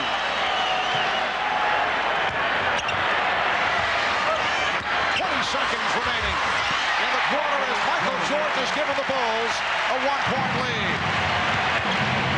You see what happened is, Marv, is Michael Jordan is on Danny Ainge. That's why Marley has had a lot of room to shoot those three-pointers. Final seconds of the third quarter. Jordan came over, and the foul has been called. With 2 and 8/10 seconds remaining, a good foul by Jordan to stop the flow. They had a foul to give. And there's number 5 by Dan Marley, and he holds the record for three-pointers in a game, 8 in one game. Paul Westphal very happy with it. That's a playoff record of 8 three-pointers in one game by Dan Marley. Tonight he's 5 of 6 from downtown. Here's Barkley getting it off. Yes! Charles Barkley with 4/10 of a second remaining in the quarters, giving the Suns a 1-point lead. Johnson off the intercept after 3 here in Chicago. The Suns look to be a sparked-up club. They lead the Bulls by the score of 86-85. Probably the best thing that could have happened with the time running out. Charles just gets it up there, doesn't think about his elbow a whole lot, and winds up shooting his best-looking jumper of the evening.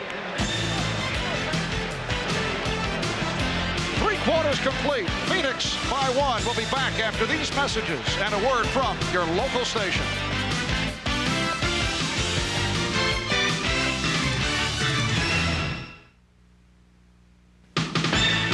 This copyrighted telecast of the National Basketball Association may not be retransmitted, reproduced, or rebroadcast without the express written consent of the NBA.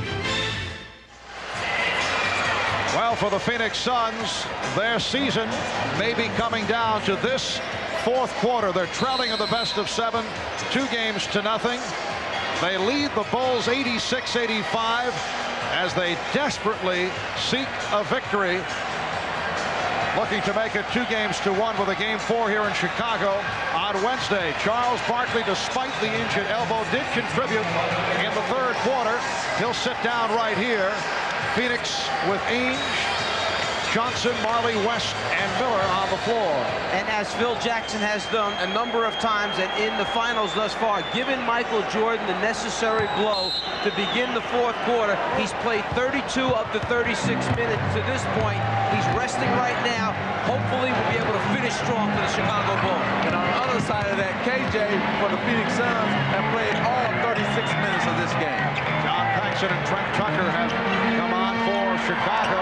On the floor with King, Williams, and Pippen. Shot clock at 4. Shot clock at 2. Pippen has to fling it. And a break for the Bulls. Last touch by Marley.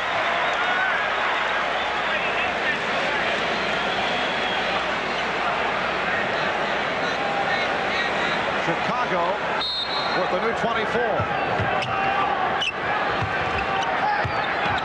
Scott Williams. Oh! Rebounded by Oliver Miller.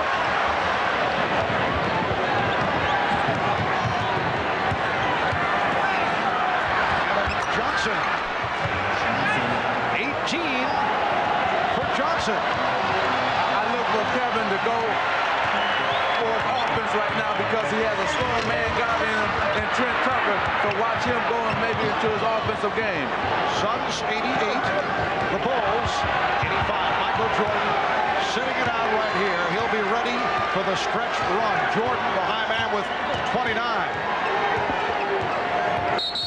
Holding foul committed by Trent Tucker. Actually, neither one of these guards in the backcourt should be able to guard KJ off the dribble, whether it's Trent Tucker, who has to hold so he doesn't get down the lane there, or if it's Paxson, if they create the situation for him, KJ should be able to get the step to get by him. Then what happens after that, that's what remains to be seen. 6 assists for Kevin Johnson, all in the first half, along with 5 turnovers. And Johnson was fouled by Paxson. See, this is the move. This is a great move by Coach Wall Westphal. Look, I got my quickest man out on the court, and they have 2 slow guards on the court. We're going to go at those slow guards. Here's a replay here where Paxson couldn't do anything but grab him, but I like this right here. Plus, Kevin is feeling it.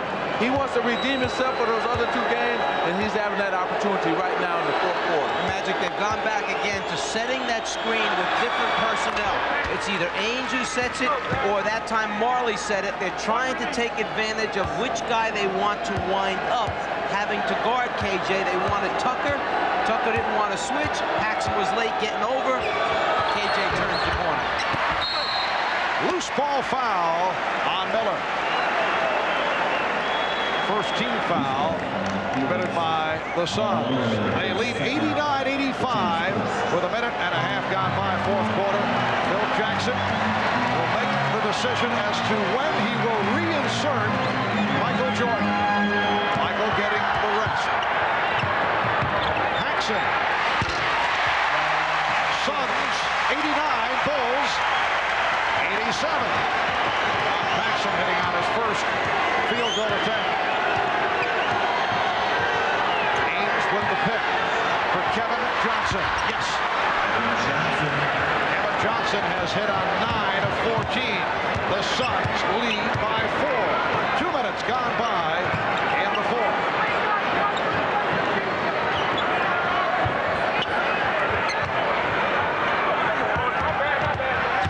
Scottie Pippen. Again, the Bulls control the offensive board. King rejected. And Johnson fouled by Paxson. Paxson called for his third. 9:41 remaining of the fourth. Timeout taken. The Suns are feeling the heat. Game 4 Wednesday night. During the course of his 9-year NBA career, Michael Jordan has been Mr. Fourth Quarter. A little warm-up. Games 1 and 2 in the first quarter, averaging 5.5, then 9 points per quarter. And second and third quarter, he's averaged 13 points in the fourth quarter of games 1 and 2. He is about to make his way back onto the floor after sitting it out. I talked with Michael earlier about what the mindset is as he looks to take over in the fourth quarter of games. You can sense that the opposition is a little nervous, a little tense, inexperienced, and you've been there before, so that experience and that maturity has helped out a whole lot. That now you got to go in for the kill. And Magic, you have been there before on several occasions. Well, that's the winning time, what I call it, and that's when you have to take over as a player and try to win the game almost by yourself, and that's what Michael has been doing. Darrell Garrison calling the foul on Oliver Miller, his third. As they try to come around for an outside handoff, Miller turns the body, and it's enough to be called an offensive foul as Tucker tries to get over the top. 9.5 left in the game. Suns 91, Bulls 87. Jordan is back. He and Paxson and Tucker at the guards with Grant and King as the big men. Shot clock at 7. Jordan. Grant with the rebound. And Ainge gets to it. Crowd wanted a foul with Grant hitting the floor, but the Bulls continue to dominate the offensive boards. Good look from Kevin Johnson. He's fouled by Horace Grant. That's 4 on Grant. That happened because Grant was on the ground at the other end of the floor. After he goes up and gets the rebound and starts to go back up and the shot is blocked, he lays there. West takes off and goes down the floor. He's trying to catch up, but they catch him too late. West with the shot attempt gets fouled. And that is team foul number 4 for Chicago, while the Suns have only 1. Mark West, not a good free throw shooter, although he hit his first 2.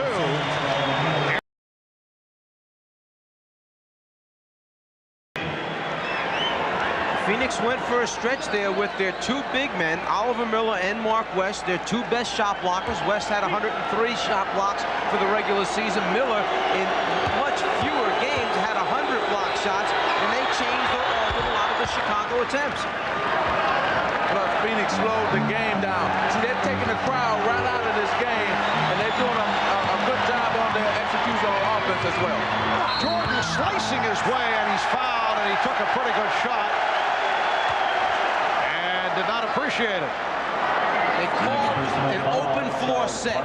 Phil Jackson motions with his arms out wide, which means spread the floor, and you give it to Michael. He gets a full head of steam coming at you, and it's hard for the defense to close back down. As West came over, Jordan was poked in the eye. Well, he didn't like it up until he saw it with Charles Barkley. He said, okay, I'm going to let it go this time. That being Michael Jordan, he just said, okay, I'm not going to say anything. Well, we talked about that right before game 1. How friendships can play out during the course of a series. You mentioned the example of you and Isaiah Thomas, people checking you out. Teammates wanted to see if you would allow Isaiah to drive the lane. Would you knock him down? Well, Charles with a hard foul on Michael Jordan. Well, they know that they can be friends after this series is over, but not right now. Johnson set up by Barkley. Kevin Johnson has dramatically turned, and he's given the Suns a 94-88 lead. It's exactly what Magic talked about. Post Charles up. All he needs is 1 or 2 dribbles to draw the double team, then pass. And here comes Johnson. Bulls are 1 for 9 of the fourth quarter. Ainge pushed. Michael Jordan called for his 4th foul. And it also puts the Bulls over the limit. Sometimes a little bit of frustration can set in when you get to the front of the rim and you just don't get the roll. You're not able to convert the basket attempt. And then in that case, it sets Phoenix off to do what they like to do best, and that's get in transition and run. See, this is the best I've seen the Phoenix Suns play in the playoffs. And And I was wondering when that Phoenix Suns team was going to come back and play like they did during the regular season. And in this game, they're playing like they did in the regular season. They're running, gunning, shooting, playing freely. And that's why they're leading this ball game, because they're playing at their pace, which is a fast pace. B.J. Armstrong checking in, and hearing it from the crowd as Trent Tucker departs. So it's Armstrong with Paxson and Jordan as they stay on the three-guard alignment. Danny Ainge, one of the best free throw shooters in the league, 85% during the season. And the Suns now lead 96-88. I think Phil Jackson has his three-point assault team out there. Give Jordan the ball, put Paxson and BJ on the wings, see if he creates some shots for them. Suns have outscored the Bulls 10-3 in this fourth quarter. 4 minutes gone by. Shot clock down to 6. Shot clock at 3. Jordan for 3, way off, forced into a very difficult shot. Barkley pops it down. Ainge shooting for 3. Yes! Danny Ainge converts from downtown, and the Suns lead at 99-88. The Bulls take a timeout with 7:33 remaining in the fourth quarter. Takes a lot of courage, and Danny Ainge is not afraid to take a big shot. Instead of taking it to the hole where you get a higher percentage shot, he steps back behind the three-point line. Barkley, who fired the outlet pass, loves it. And the Bulls are now trailing by 11.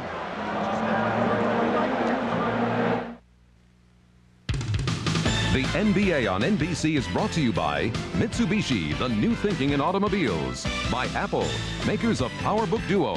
It's a desktop computer, it's a notebook computer, it's the best of both worlds.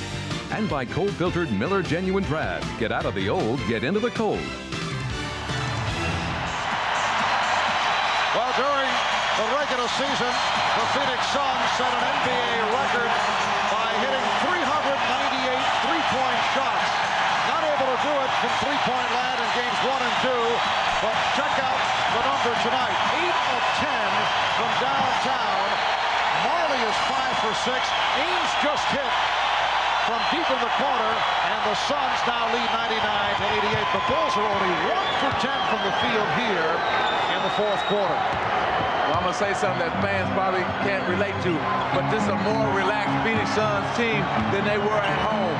And sometimes when you're struggling, body right there by Kevin Johnson, sometimes when you're struggling, you want to get on the road because you're more focused and you don't have to worry about that pressure of trying to win at home. The call here, the block on KJ, he felt that Michael turned right back into him, that he was in perfect position. The Phoenix team obviously very upset over that last call. And you guys feel it's self-imposed pressure because the Phoenix crowd is not one of the tougher crowds to play before. I mean, you're not talking in New York or Chicago, Philadelphia, when things were going well, where they could be very, very difficult. Phoenix very compassionate.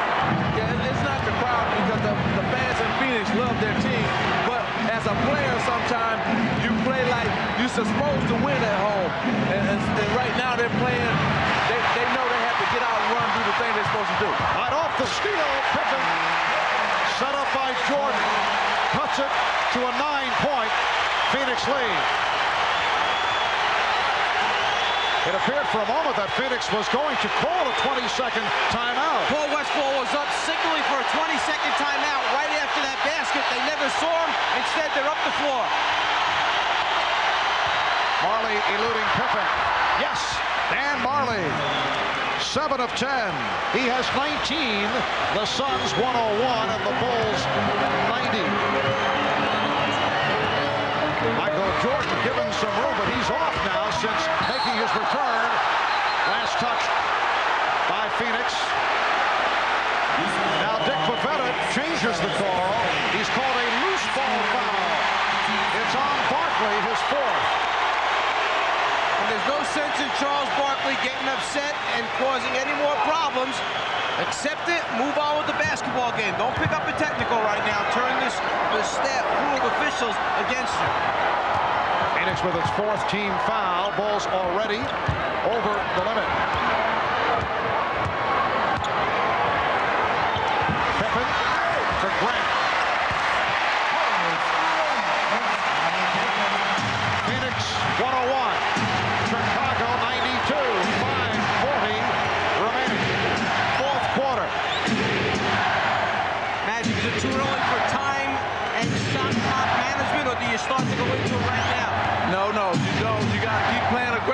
they're doing right here.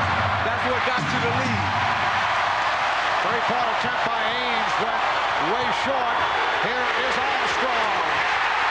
And now the Suns will call for time.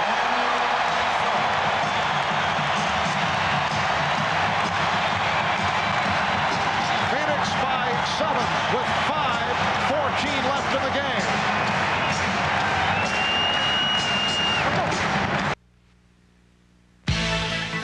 Miller Genuine Draft presents Genuine Moments. This Miller moment takes us back to the 1980 finals when a rookie named Magic Johnson was forced to play center for the injured Kareem Abdul-Jabbar. The end result, 42 points, 15 rebounds, 7 assists as the Lakers beat the Philadelphia 76ers. 4 games to 2, Magic became the first rookie in NBA history to be named the MVP of the finals. Magic, what stands out most about that game? Well, I think what stands out most is that I sat in Kareem's seat, rode all the way. I said, never fear, Kareem will still be here. Not expecting I would have that many points in the game, though. And in recognition of that moment, Miller Genuine Draft donates $1,000 to the Thurgood Marshall Scholarship Fund. The Suns lead by 7. They've led by as many as 11. Just under 5 minutes to go in the fourth quarter. Barkley to the fadeaway. Rebounded by Pippen. The Suns desperately trying to get back into the series. Michael Jordan is now 0 for 5 in the fourth quarter. So Michael has not, to this point, been able to take over. Phoenix very lucky. Barkley's late on the rotation. He should leave and go earlier. He comes over late. But because Michael brings it down, he's able to get a piece on the way back up again. And Jordan 3 of 13 from the field in the second half. Marley steps back and then changed his mind. Johnson. The shot maybe didn't go down, but I like the ball movement, the idea of making the extra pass right now for Phoenix. Oh, yeah, Phoenix is playing very well offensively. They're really executing their offense very well at the half-court end. Suns by 7. Jordan going black. Phoenix 101. Chicago 96. Just under 4 minutes remaining in the game. Suns desperately trying to get back into the series, trailing 2 games to nothing. Chambers facing a double team. Chambers lost it. Pippen with the stutter step. Pippen recovered by Williams. Magic, I think they've got to take KJ off of Michael. I don't think they can keep going with it down the stretch here. They try to post up. Jordan stopped. Chambers over to help. Jordan thought he was fouled. Last touch by Phoenix. It'll be Chicago ball with 6 on the 24. Well, here it is. Tom Chambers came over, and I think he's the one who really blocked it and knocked it out of bounds. And the Bulls take a 20-second timeout. Well, this is game 3 of the best of 7. The first 2 played in Phoenix, both won by Chicago. Recapping in game 1, it was 31 points for Jordan, 27 for Pippen. The Bulls opened up, shooting 64% from the field, and they won it 100-92. And then game 2 on Friday night, 42 points apiece for Jordan and Barkley. Pippen had a triple-double. Jordan was 1 assist away from a triple-double, and the Bulls won it in a terrific game, 111-108. And here tonight, the Suns have led most of the way, despite the fact that Charles Barkley has played with an injured elbow. Kevin Johnson has turned it around, and Pippen could not find anyone, and to avoid the 5-second violation, he has taken a full timeout. Let's go back to that last shot by Michael Jordan, which he felt he was fouled on. Phoenix saw the post-up. Chambers came over right away to double team, and as Michael releases, it looks like Chambers does hit him just below the wrist area. So the Bulls have 2 timeouts left. The Suns 3 and a 20. All right. Back at Chicago Stadium, Marv Albert, Mike Fratello, Magic Johnson. Look at that stat. The Suns have certainly had their difficulties in the fourth quarter. Games 1 and 2, they were blank down the stretch. And tonight, they have not been able to hit a field goal. The last 2 minutes and 52 seconds, they are clinging to a 5-point lead. Suns 101. And the Bulls 96 with 3:27 remaining in the fourth quarter. It is Chicago ball with 6 on the shot clock. And Pippen will throw in. Oh, Pippen threw it off the back of the net. What a play! He fooled the Suns. Well, what happened was they read what Danny Ainge was doing last time, and he just decided to throw it off of him, get it back, and dunk it. Oh, that's a play that we will be seeing over and over. A heads-up move by the Bulls. That's a kick ball, so they get the new 24. If the man guarding the basketball turns his back to you, bounce it off him, step in bounds, get it back, pass to yourself. Nice job by Scottie Pippen. See, because the last time Danny Ainge had caused that timeout by Scottie, and they read that and came right out with it. Chicago in the midst of an 8-0 run. We're down to 3 minutes left in the game. 3-point Phoenix lead. Chambers. Rebound Jordan.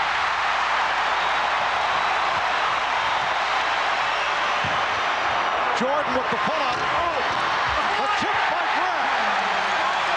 Horace Grant brings Chicago within 1. Magic said it before. You've got to continue to play to win. You can't play not to lose. You have to assert yourself, still be aggressive, get good shots, and execute. Barkley to the reverse. And Charles Barkley did execute to give the Suns a 103-100 lead. Jordan and the tip missed by Williams. Barkley protecting the rebound. You can lose possession of the basketball. You keep swinging those elbows. You've got to be careful.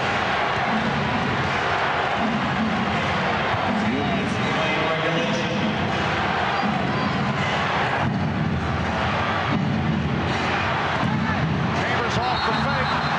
No call made. Now they call offensive foul on Chambers. Chambers does a good job ball faking. You know he's going to drive right. That's where he wants to go all the time. Pippen anticipates it, slides over in front.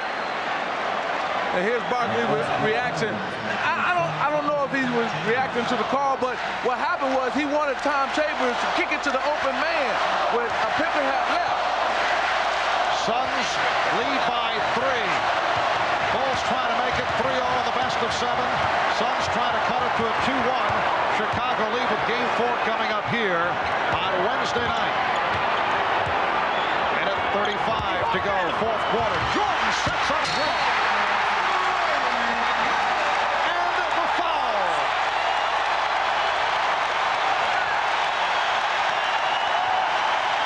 Well, you talk about Michael Jordan. He can do it all. He's going to go baseline this time. Take all the double teaming, find Horace Grant, slam dunk by Horace Grant, and this crowd is going crazy. Mark West called for the foul. Horace Grant very quietly early going in foul trouble has come on strong down the stretch. 3-point play. Game tied 103. Charles Barkley trying to settle his team down as Grant was lining up for the foul shot, and now Phoenix calling for a timeout.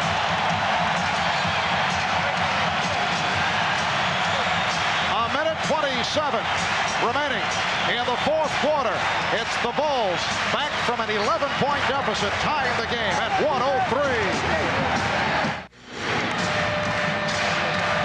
Smart basketball. Your man turns his back to you, then bounce it off him, get in bounds quickly, pick up the ball and lay it up. The adjustment made in the timeout. Pippen takes advantage of it. Maybe the biggest basket of the game for Chicago in turning this thing around. That's a future Miller moment, as Scottie Pippen is able to pull off a play that, if Chicago can come from behind and pull out the victory, a play that will be long remembered. The game tied at 103 with a minute and 27 remaining fourth quarter. Now Phoenix must be aggressive now.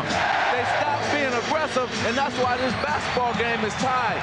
They must now attack, and stop standing around watching Charles Barkley, and somebody else must step up now. A subtle adjustment right now. Michael Jordan is guarding Kevin Johnson. They put the best defensive player in the league on the guy that's hurting him the most, Kevin Johnson. Michael Jordan's job, shut him down. A 20-second timeout was called by Phoenix to make the adjustment. A reminder tonight, right here on NBC. After the game, don't miss Paul Reiser and Helen Hunt in a special telecast of the comedy Mad About You, and then the critically acclaimed Law and Order. That's coming up tonight here on NBC. Timeouts remaining, 2 apiece. Phoenix and Chicago each have their 2 full timeouts left, and Marley will throw in once again.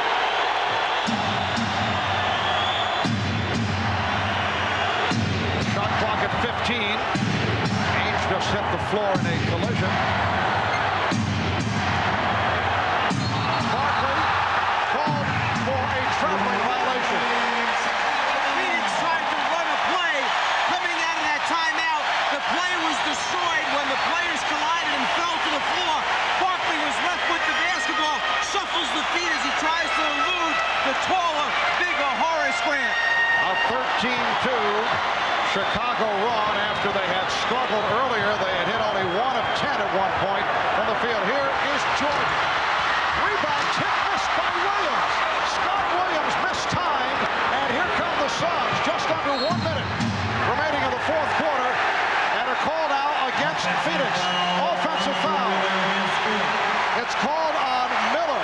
Oliver Miller hit with the offensive foul. A huge call. Phoenix very lucky here that the ball does not get tipped in by Scott Williams, who keeps it alive, but then an offensive foul call on Oliver Miller as Phoenix came down with an offensive possession. Michael Jordan 1 for 10 here in the 4th quarter. Has not been able to get going. Draws the double team and gives it up. Pippen with an air ball. Last touched by the Bulls. So both teams have had their opportunities here down the stretch, and the Suns take a timeout. So they will be down to 1 timeout left. It is desperation time for the Phoenix Suns.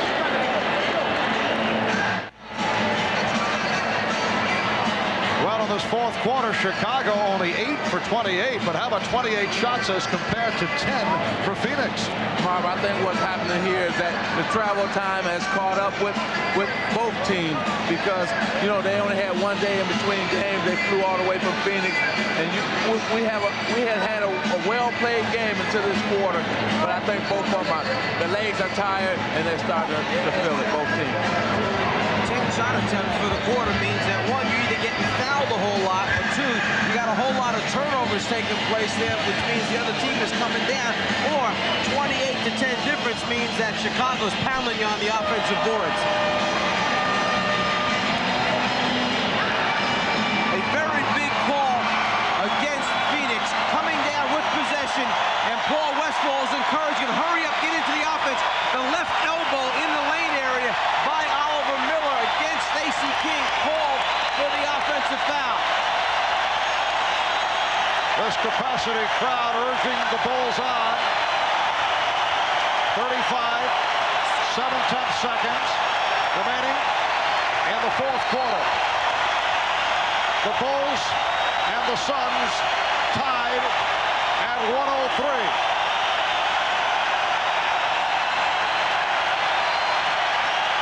Has had problems getting the ball inbounds and getting into what they want to run because of Chicago's aggressive defense. Ainge will throw in.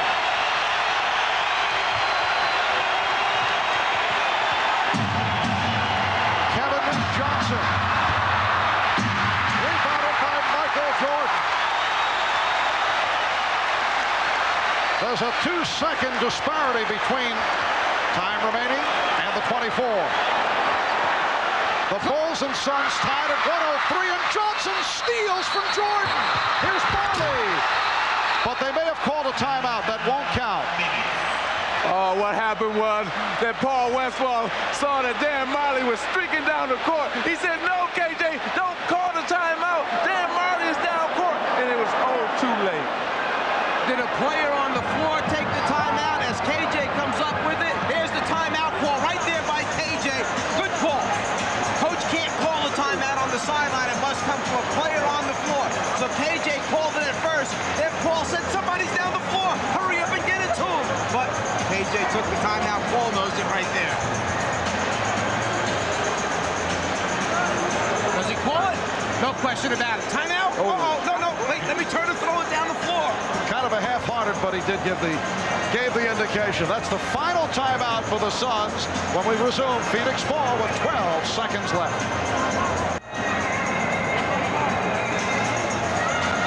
12 seconds remaining in regulation. The Bulls and the Suns are tied at 103 following that timeout, the final timeout for the Phoenix Suns. It will be Phoenix ball, and they will look to hold for a final shot, what they hope will be the game winner, to cut it to a 2-1 Chicago lead in this best of 7. Decision for the coaching staff. Do you want to take the ball, foul line extended in the backcourt where KJ came up with the steal, or do you want to advance it to the half-court line and take it in there? I might like to take it in the backcourt, give that guy a full head of steam coming up the floor with the basketball, make some decisions from there. Especially because you got 12 seconds. But I look for what Phoenix to do is run that same play they ran against San Antonio. Maybe that Charles Barkley just go one-on-one and put the game in his hands. Let's go over to Hannah. Well, the word from the Phoenix bench is that the Suns are going to go with the same play that won them the game against the San Antonio Spurs. Give it to Charles and get out of the way. Marv? All right, Hannah, Frank Johnson has come on for the first time. Danny Ainge will inbound. Dick Pavetta blows the whistle. And apparently Chicago wanted to look things over, and they take a timeout. Phil Jackson checking out the scheme of the Phoenix Suns, and he now has one timeout remaining. So we'll take a break. Bulls and Suns tied at 103.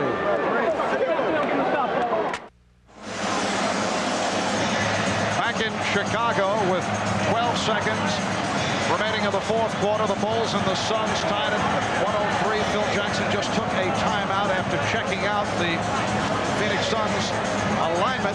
And what will this now do to the Suns and their offensive plan? First of all, let's go back to why Phil Jackson had to use up a timeout. Chicago already has one delay a game call against them. If they would have taken another delay a game, it would be a technical foul. Phoenix would shoot a technical. So they couldn't run the guy out of bounds to delay the pass in and get a look at what play. He used the timeout. Right now he's going into options defensively. If this happens, if that happens, that's how we want to play it. Meantime, decision for Paul Westphal in the Phoenix huddle is, do we come out and run the same play that we were going to run, or do we come with a little bit something different? Well, I think they may change the play, but they're going to still give it to Charles Barkley no matter what. Let's go back to Hannah. And apparently on this play, Charles is going to try to penetrate, and if he can't get a shot, he's going to dish it to another player along the baseline. Mark? All right, and Ainge once again will throw in from the center court area. Barkley lined up at the top of the circle, guarded by Grant. And they're having a very friendly conversation.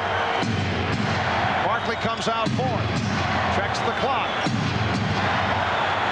Works it down. 5 seconds to go. Here's Barkley off the pump.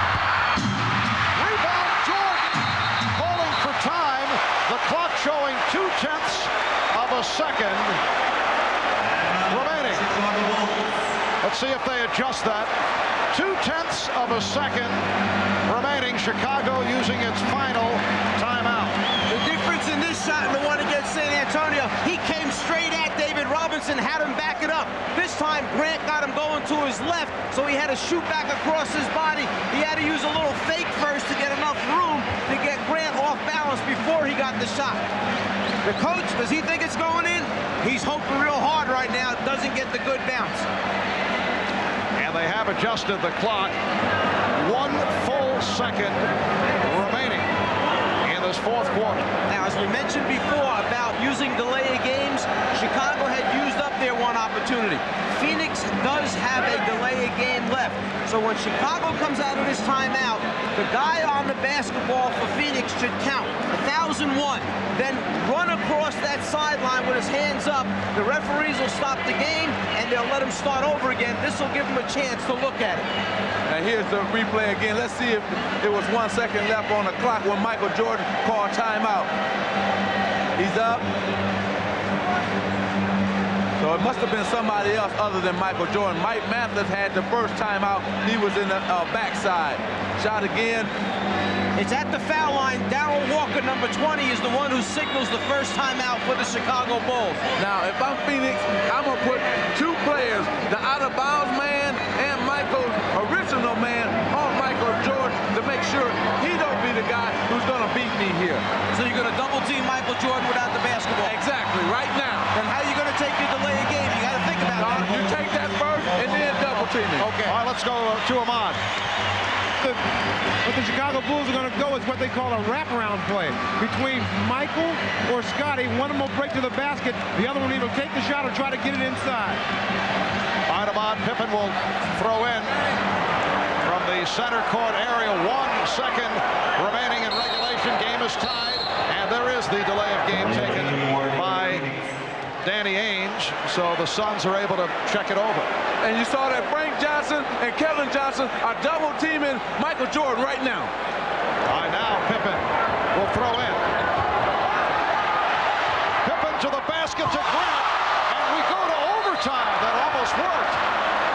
Horace Grant led by Scottie Pippen, and he almost got away with it. But we go to overtime. Okay, we were just talking about they should double team Michael Jordan to make sure he doesn't be the one who beat you, that anybody else on the floor beat you.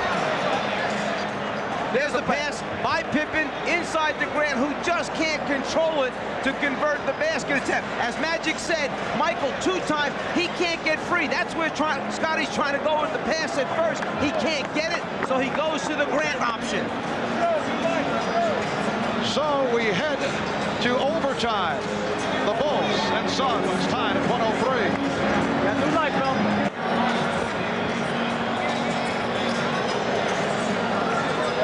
We're headed to overtime. The Bulls and the Suns are tied at 103. Last time an NBA final game went to OT was here in Chicago last year. Game 2, Portland beat Chicago 115 to 104. A most intriguing play attempted with Pippen trying on the lead to connect with Grant. The reaction by Phil Jackson, who was a member of that 69-70 New York Knicks team that, sad to admit, but I recall Christmas night at Madison Square Garden, Red Holzman pulled off a Walt Clyde Frazier inbounds pass from center court to Willis Reed that won the game at the buzzer against Detroit. That very same play. Obviously, I wouldn't remember. As I said, in the 60s, I was just a baby at that time. Right. I'm not even going to go into it. I'm not going to touch that one. On to the 5-minute overtime. Charles Barkley has played 39 minutes. Kevin Johnson has got all 48. Jordan with the save. Dan Marley has played 44. Michael Jordan has got 42 minutes. In the fourth quarter, the Bulls 8 for 29 from the field. The Suns 6 for 12, and Jordan only 1 of 10, so he was not able to take over. And that is very rare. Michael is off. Danny Ainge moving across. Ainge, Marley, Johnson, Barkley, and West on the floor for the Suns. They double up on Ainge, who gets it to West. Jordan tried to intercept. It was deflected by Jordan, no backcourt. Ainge has to throw it up. Shot clock was running down, and a new 24 for the Suns. Trying to get into the 2-man game, the pick and roll set, KJ and West.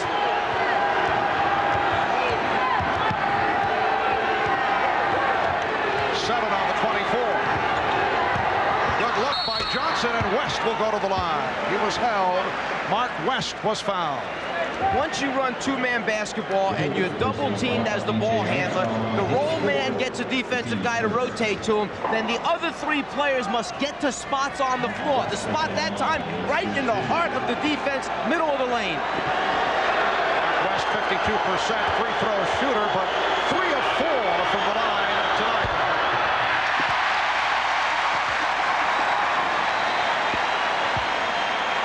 Like Scottie Pippen has a cramp holding the left thigh.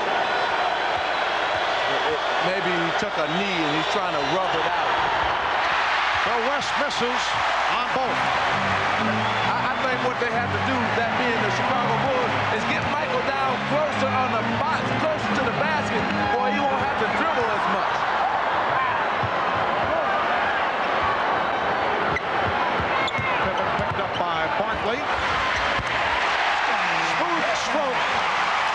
Pippen, who has 26. The Bulls 105, the Suns 103. We are in overtime, 3:20 remaining. Their spacing is distorted, Phoenix. They come off the pick and roll. The guys aren't in spots. They were bunched up that time. Johnson forced it. Shot clock at 3. Now to 2. Marley. And Williams comes away with it. Once again, Phoenix having a difficult time finding shots. But see, Marv, they should use the decoy man. Go through Charles Barkley on the post. They were getting a lot of good shots doing that. Now they've gone away from that, and they've gone to the pick and roll play. Armstrong for 3. Barkley rebound. Phoenix has missed its last 5 shots. 2.5 left in overtime. Barkley came up short, expected some contact, and then Grant stepped away. A big possession right here for the Chicago Bulls because they can take control of this game if they can score here. Pippen. Last touch by the Suns.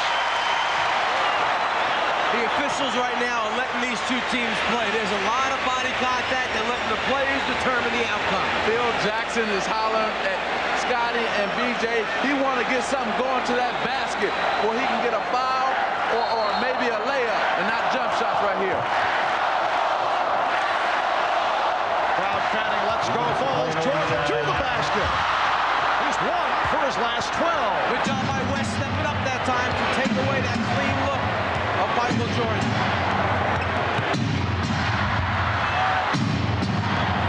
Ainge with the step. Barkley through the foul. Took a hip check from Scott Williams.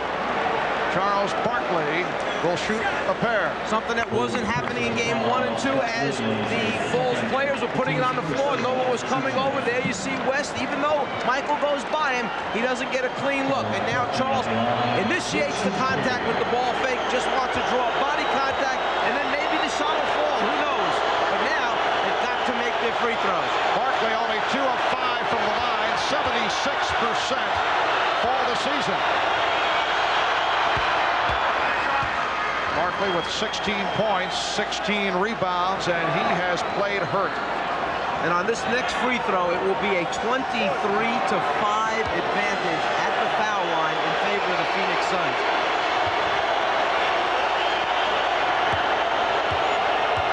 Charles seeking to tie the game.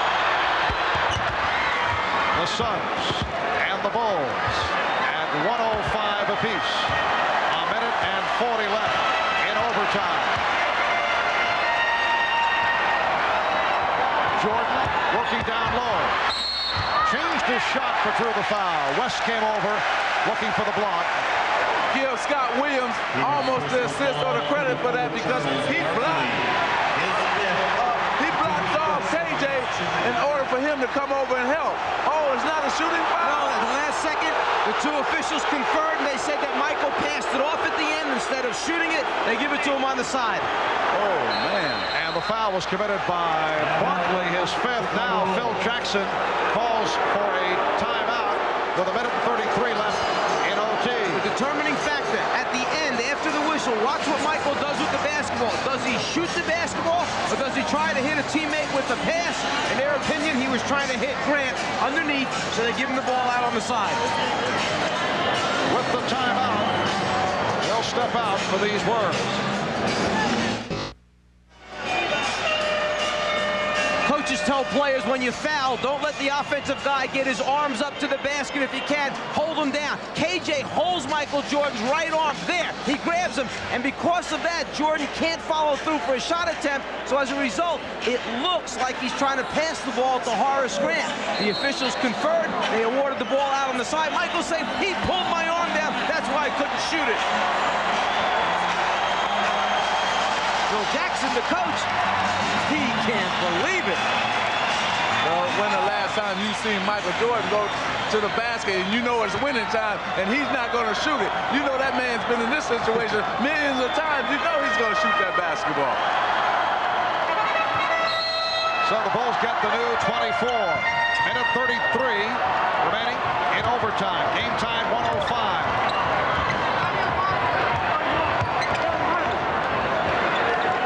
Johnson, one-on-one against Jordan. No help. Now Marley over, leaving Pippen open. And on the back tap, comes back to Jordan. Phoenix did a good job of defending it.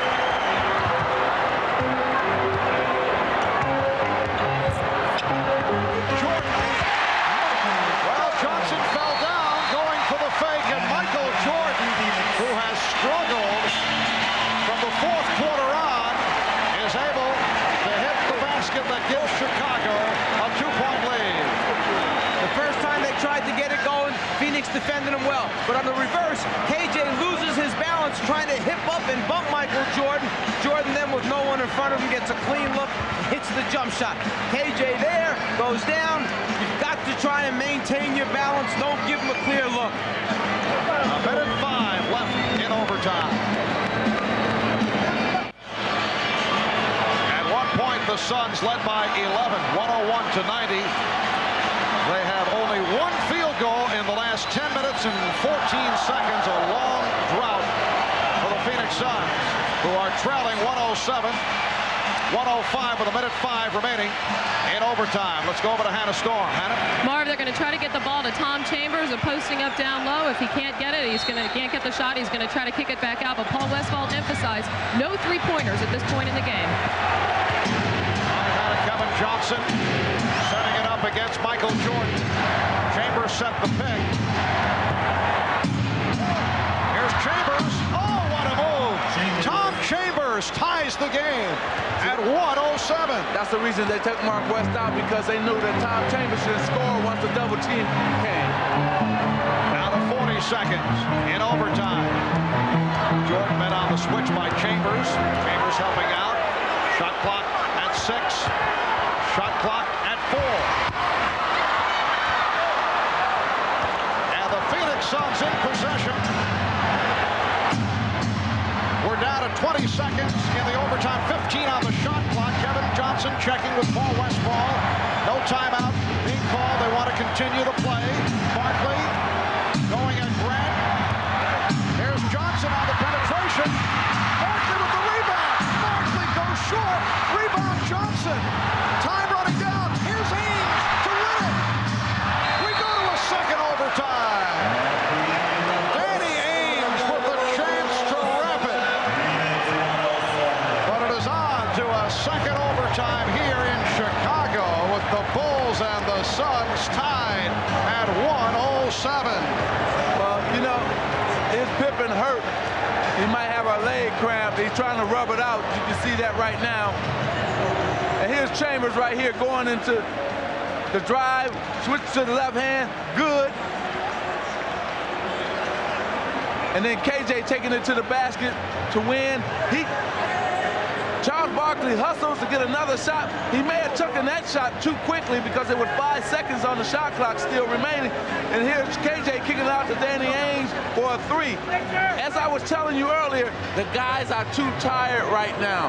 And here's Paul Westphal's reaction to win. Oh. So it is on to a second overtime. We'll be right back. In the wild final seconds of the overtime, Kevin Johnson goes to the basket. No charges called. He misses. Barkley comes up with the ball, takes a fadeaway, can't buy it. Kevin Johnson fights 2 Chicago Bulls players, splits the double team, gets it out to Ainge, who gets a wide open look with just over a second remaining, but then he can't put it in the bottom. Well, like I was telling you, see, the reason Pippen got the cramp, because he's tired. The reason Danny Ainge couldn't make that 3-point shot, because he has no legs, he's tired. These guys are fatigued, and they're playing like it right here in the first overtime. Let's see if it continues in the second overtime. They're going to have to get something going to the basket, both teams. Well, the longest playoff games this season. Charlotte Hornets went double overtime twice. They won both, beat Boston, beat the Knicks. Only 2 playoff games in NBA history have gone more than 2 overtimes. In 53, a Boston-Syracuse game went 4, and in 76, the Celtics and the Phoenix Suns went 3 overtimes, Boston beating Phoenix 128 to 126. We are on to the second overtime. Marv Albert, Mike Fratello, Magic Johnson from Chicago. The Bulls and Suns tied at 107. The foul situation, Charles Barkley with 5. Horace Grant, B.J. Armstrong, Michael Jordan each have 4. Barkley and Grant on the tip. It is controlled by the Suns. Phoenix at one point led by as many as 11. They went cold down the stretch in the fourth quarter. The Bulls and Suns each scored only 4 points in that first overtime. Here's Marley from 3. Marley has hit 5 from 3-point land. I tell you, you're not going to be able to hit jump shots because everybody on both teams is tired. They're just fatigued. So you're going to have to go inside. Armstrong, Tucker.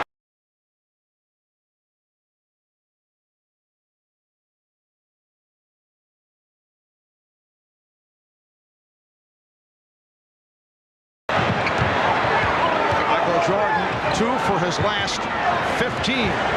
Richard Dumas is back for Phoenix.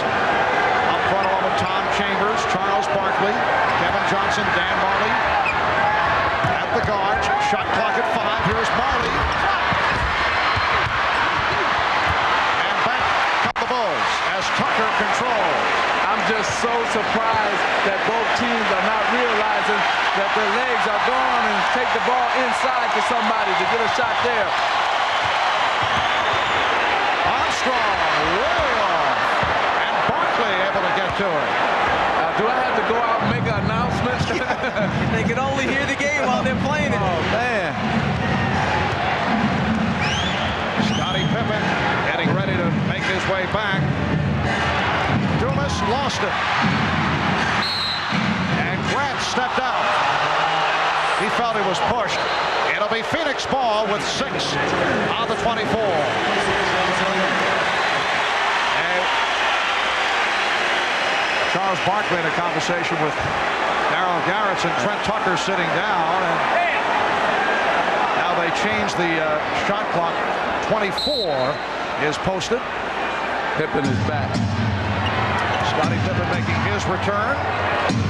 Chambers passed on the 3. And Chambers had to change the shot. Knocked out by the Bulls. They did a good job that time of making Chambers go back to his left hand. He does not like to go that way. He wants to drive right when he can. How about this? Last 6 minutes and 41 seconds. A total of only 8 points have been scored by both teams. 4 apiece. That's been it. Just under 3 minutes to go in the second overtime. Fadeaway by Barkley, way off. How about this number? In the series so far from the outside, Charles Barkley is 6 for 30. It's about 20%. Inside, he's shooting 66%, 25 out of 38.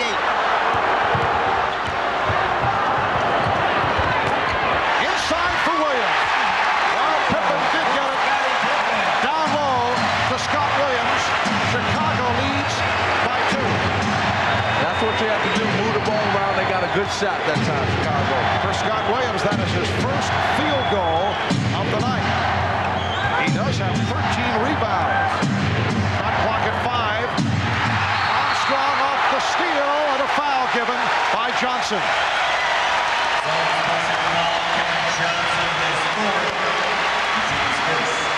A little body bump makes KJ lose control right there of the dribble, but a smart foul in the backcourt before BJ can cross the half-court line, so no free throws will be awarded.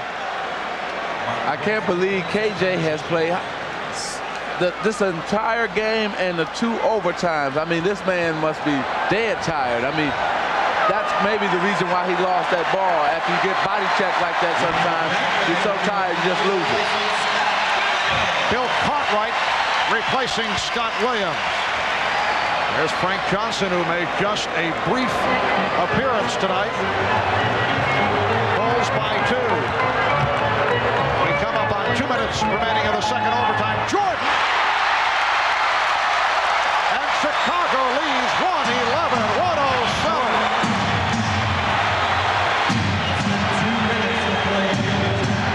under 2 minutes remaining in the second OT.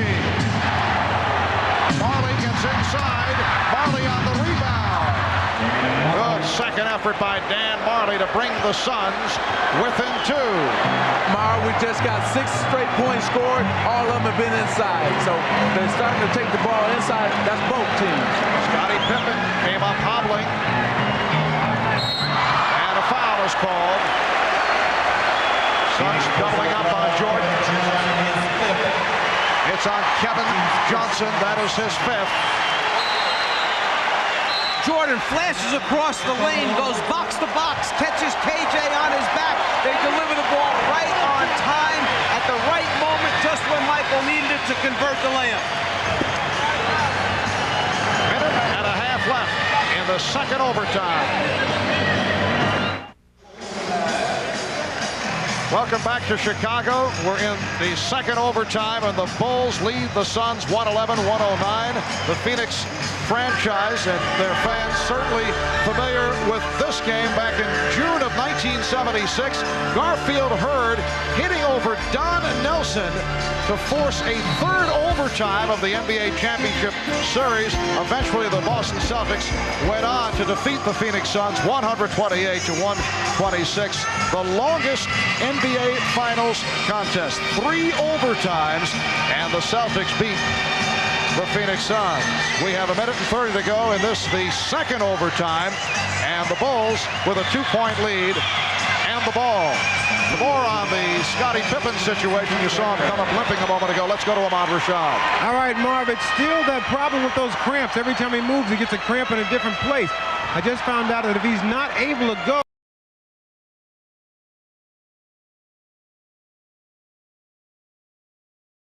Armstrong with the look down low for Jordan. Now Jordan to the fadeaway. Oh, an enormous basket from Michael Jordan, who has been struggling from the 4th quarter on. He's given Chicago a 4-point lead as we approach 1 minute remaining. Jordan has 38 points, 17 for 40. And on the double team, Dick Pavetta with the foul call on Jordan. That is number 5. Michael Jordan knows that Pippen's struggling. He's got to do it. After he makes this one, he turns as he's running down the floor, and on his face you could see a sigh of relief, as if to say, I can't tell you how big that basket was just then. And I can't tell you how tired I am. That's what he was saying as well. Michael is 4 for his last 17. Barkley with the post up. Barkley puts the move on Grant, and a foul is called. It's on Grant. That is his 5th. So Barkley to the line. He is 4 of 7 from the foul line. Barkley just muscles his way into a shot. It's just his will to win. He fights off Grant. Jordan reaches in. He pulls the ball back away from him and initiates the contact. And remember, the referees will not try to decide this game. They're not going to call a lot of those fouls they call in the first 3 quarters of this game. Phoenix with their 24th free throw. They are 16 of 24. How about Chicago? They've gone to the line only 5 times this evening. 4 of 5 from the line. Barkley 78% in the playoffs, 76% during the regular season from the foul line. Well, Charles hits 1 of 2, and the Bulls with a 3-point lead. 50 seconds to go in the second overtime. Chicago seeking to take a 3-0 lead in the best of 7. Jordan got the step, and he is fouled. Something that Chicago has enjoyed doing in the playoffs. From their triangle offense, they create in isolation a clear out. This time everybody was on the left side of the floor. Michael had the whole right side. The next 2 defenders come over, but a little bit too late to help out. Jordan 1 of 2 from the line. Well, you know he is off. Yeah, well, you know what? He's tired, Marv. He didn't even get up on his legs for the free throw and follow through. I watched him all the way. After the 11th hand, he knew he had missed it. So let's see if he gets the follow through and get up on his free throw shot this time. That time he was strong, but he got the back rim. Yes, you know, that's what happens. He changed it a little bit, but he still knocked it down. Timeout has been called with 40 and 2/10 seconds left in the second overtime. Bulls by 4. Won't you take it? Why don't you take it? 40 seconds to go in the second overtime, and Chicago with a 114-110 lead on Phoenix. How about Kevin Johnson? He has gone the distance. He's played 57 minutes. He's gone all the way. Dan Majerle, 53 minutes. Scottie Pippen, 50. B.J. Armstrong, 52. Michael Jordan, 51. There will be a lot of tired folks tomorrow morning. A couple of days of rest before game number 4 takes place on Wednesday night. Everybody will sleep good tonight. You can be sure of that. And game 4 from Chicago Stadium here on Wednesday, 9 o'clock Eastern Time, right here on NBC. Majerle will inbound. Phoenix is 8 for 14 from three-point range. Majerle has hit 5. That's one short of a NBA Finals record. Shared by several players. Johnson off the dribble. Sets up Charles Barkley. It's a 2-point Chicago lead. And now with 32 seconds remaining on the game clock, you dig in, get a good stop defensively. You still have plenty of time to use your timeouts and get the ball up the floor. You don't want to foul. You want to get a stop and rebound the basketball. Oh, Jordan slipped. Nearly traveled. Pippen. That was deflected short, and Barkley gets to it. 10 seconds left in the second overtime. The Suns are down by 2. Majerle. Yes! Dan Majerle has tied the game at 114. Timeout called by Chicago with 3 and 2/10 seconds remaining in the second overtime. They are showing, the Phoenix Suns are showing championship basketball right now. They could have just went down and they said, no, we're going to fight back. And here's Dan Majerle, pump fake there and knocks it down. I have to give all the respect to the Phoenix Suns, but keep fighting back, keep fighting back. They've really played hard in an aggressive game today. Majerle with 23 points. The reaction of Paul Westphal. That's a great deal of excitement shown, at least for Paul. We'll be right back. 3 and 2/10 seconds remaining in the second overtime. Dan Majerle a moment ago hit that clutch line drive jump shot to tie the game at 114 as the Suns.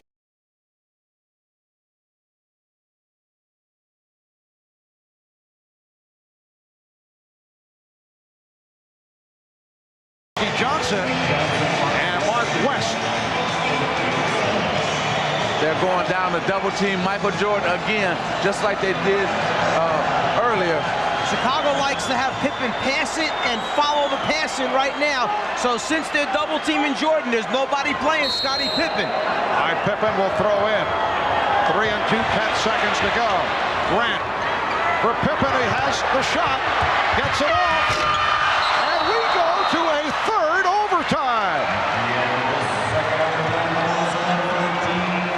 So the Suns and the Bulls will join the Suns and the Celtics of the 1975-76 season, the longest game in the history of the NBA Finals. A third overtime. It matches Boston and Phoenix back in June of '76. Pippen, after he passed it in, and he had a tough time getting it in, then stepped inbounds. They got the ball right back to him, the Chicago Bulls. Someone had to recover. It was Frankie Johnson that made him put it on the floor.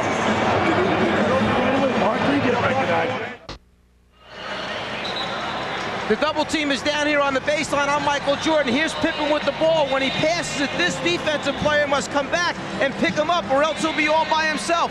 Pippen has a tough time getting it in, but when he does finally get it in and steps in, it's Frankie Johnson that releases, goes back and picks him up, and at least by making him put it on the floor, he did not give him a clear shot at the basket. Man, You know, I hate to say this cliche thing, but this NBA is fantastic. This is the reason that slogan is made up, because this game is fantastic. This Chicago-Phoenix game. This is unbelievable right here. We head on to a third overtime. The Bulls and the Suns at 114 apiece. The foul rundown, 5 apiece on Horace Grant, Michael Jordan, Charles Barkley, and Kevin Johnson. And the Suns control the tip. Johnson played by Jordan.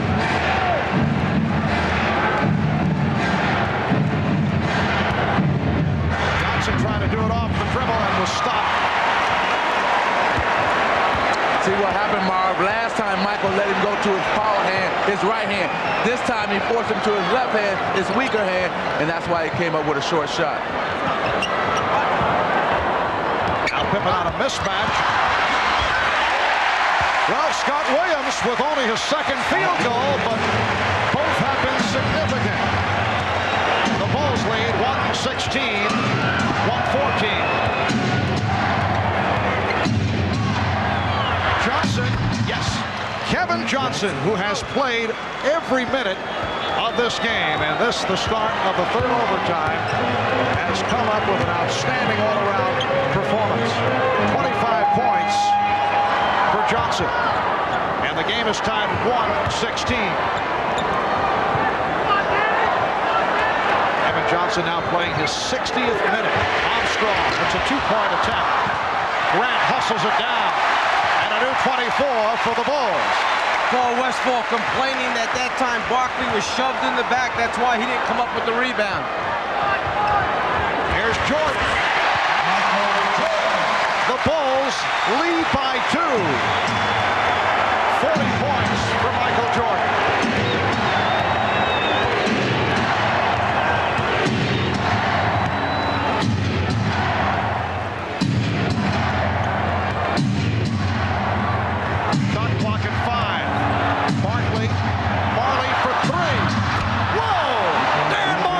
Sixth three-pointer, and that ties an NBA Finals record.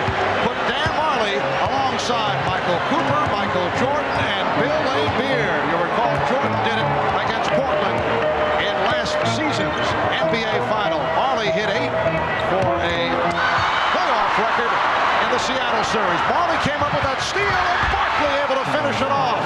So the Suns lead by 3 off the three-pointer by Marley, and then the steal by Marley leading to the breakaway basket. After Charles Barkley thought a double team was coming, he kicked out Marley, knowing that he's got to get it up before Pippen can rotate back out to him, launches it from way behind the three-point line. Then back at the defensive end of the floor, Pippen starts to throw a backdoor pass to Michael Jordan, but Michael changed direction. Scotty lost control. Phoenix off on the fast break.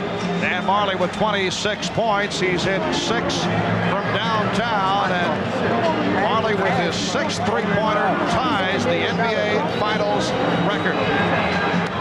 6 for 8 from three-point land for Marley. Suns lead it by 3. 2 minutes, 36 seconds remaining. We are in the third overtime here in Chicago. 5 apiece on Barkley, Johnson, Grant, and Jordan. How about Kevin Johnson? He has played in 7 seconds. It will officially be 61 minutes. The most minutes ever played in an NBA Finals series. Garfield Hurd, 61 minutes in that triple overtime between Boston and Phoenix, and Kevin Johnson about to pass him by. The Suns lead 121, 118. Jordan drawing the double team. Shot clock is down to 7. Pippen. Shot clock down to 3. Pippen shot fell short. Ainge with the rebound. See, they've kept Kevin Johnson on Michael Jordan. The reason is foot speed out in front. But as soon as he makes a move down towards the basket, they come and double team Michael and try to get the ball out of his hand. And Dick Pivetta with the foul call. Horace Grant has fouled out. So Grant, who came on late, finishes with 13 points and 17 rebounds. And that a big loss for the Bulls. KJ going to his left, not as effective as going to his right, but the bump there by Grant brings on his last foul. Coach, he kind of likes it.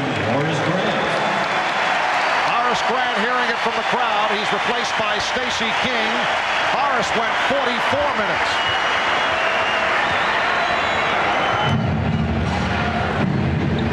Just under 2 minutes to go in this third overtime.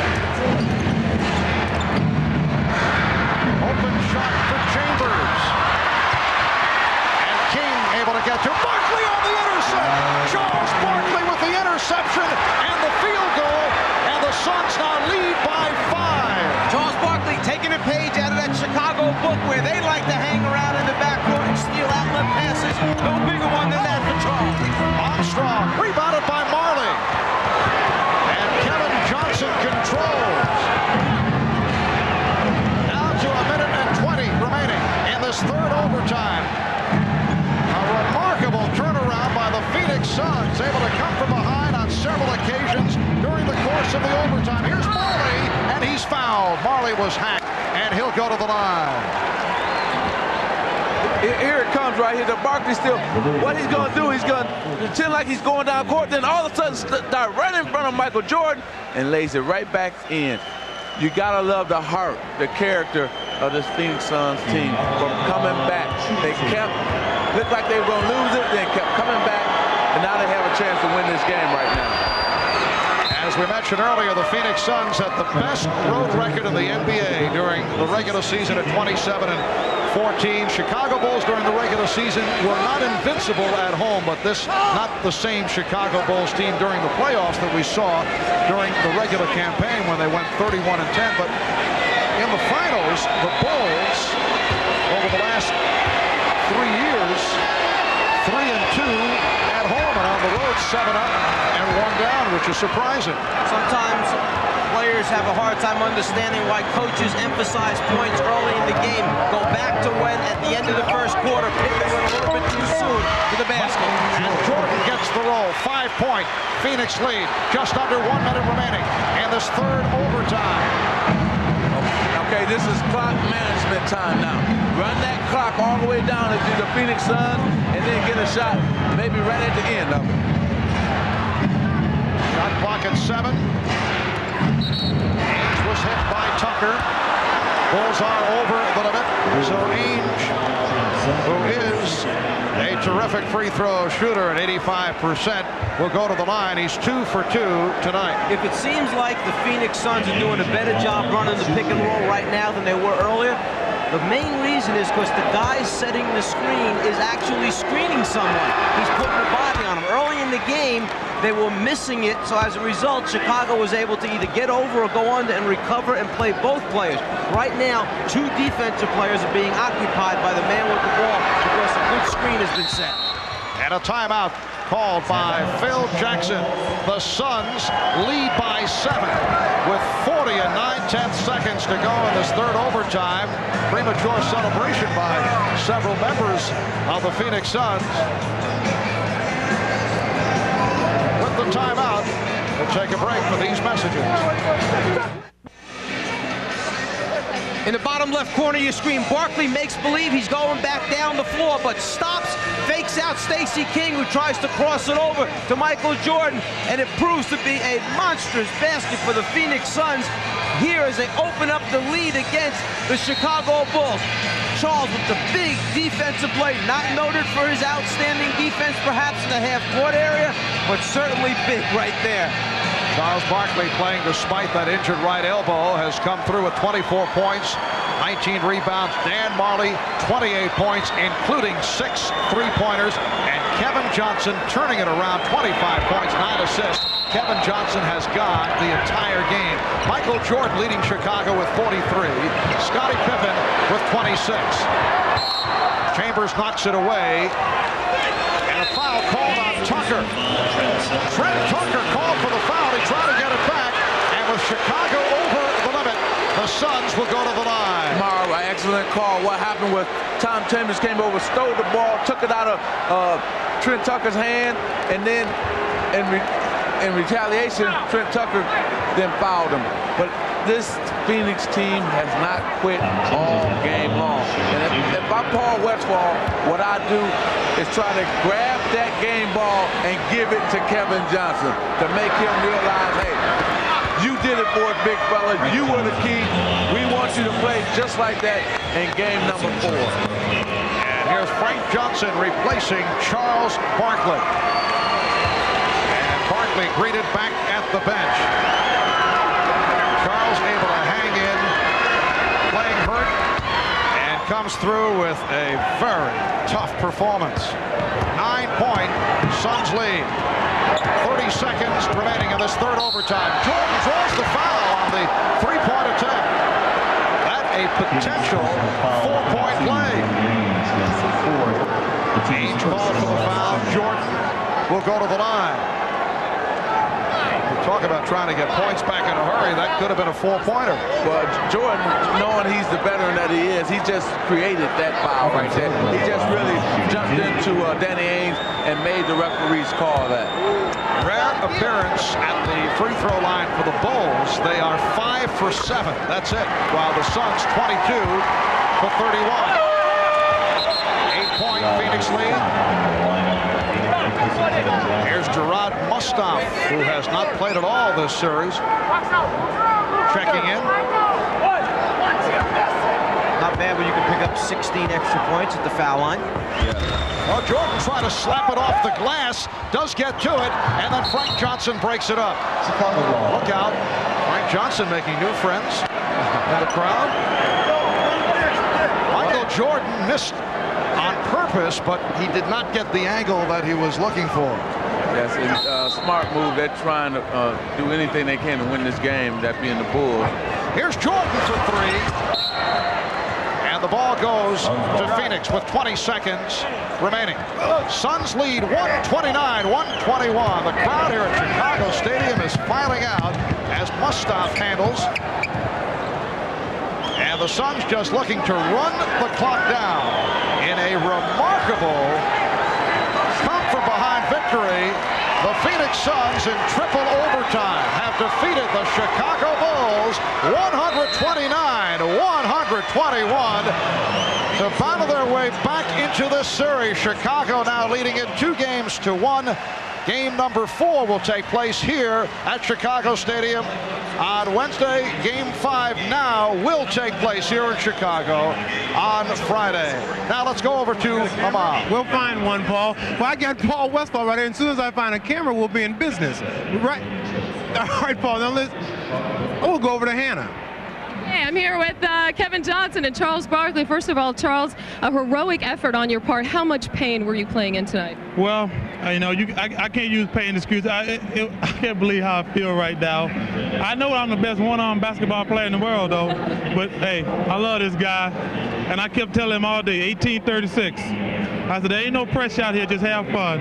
Kevin, you were feeling pain of a different kind. The boos on your home crowd. You were vilified in the newspaper, seen as the GOAT of Game 1 and 2, but you came back with an absolutely stunning performance. Is there any personal vindication in this?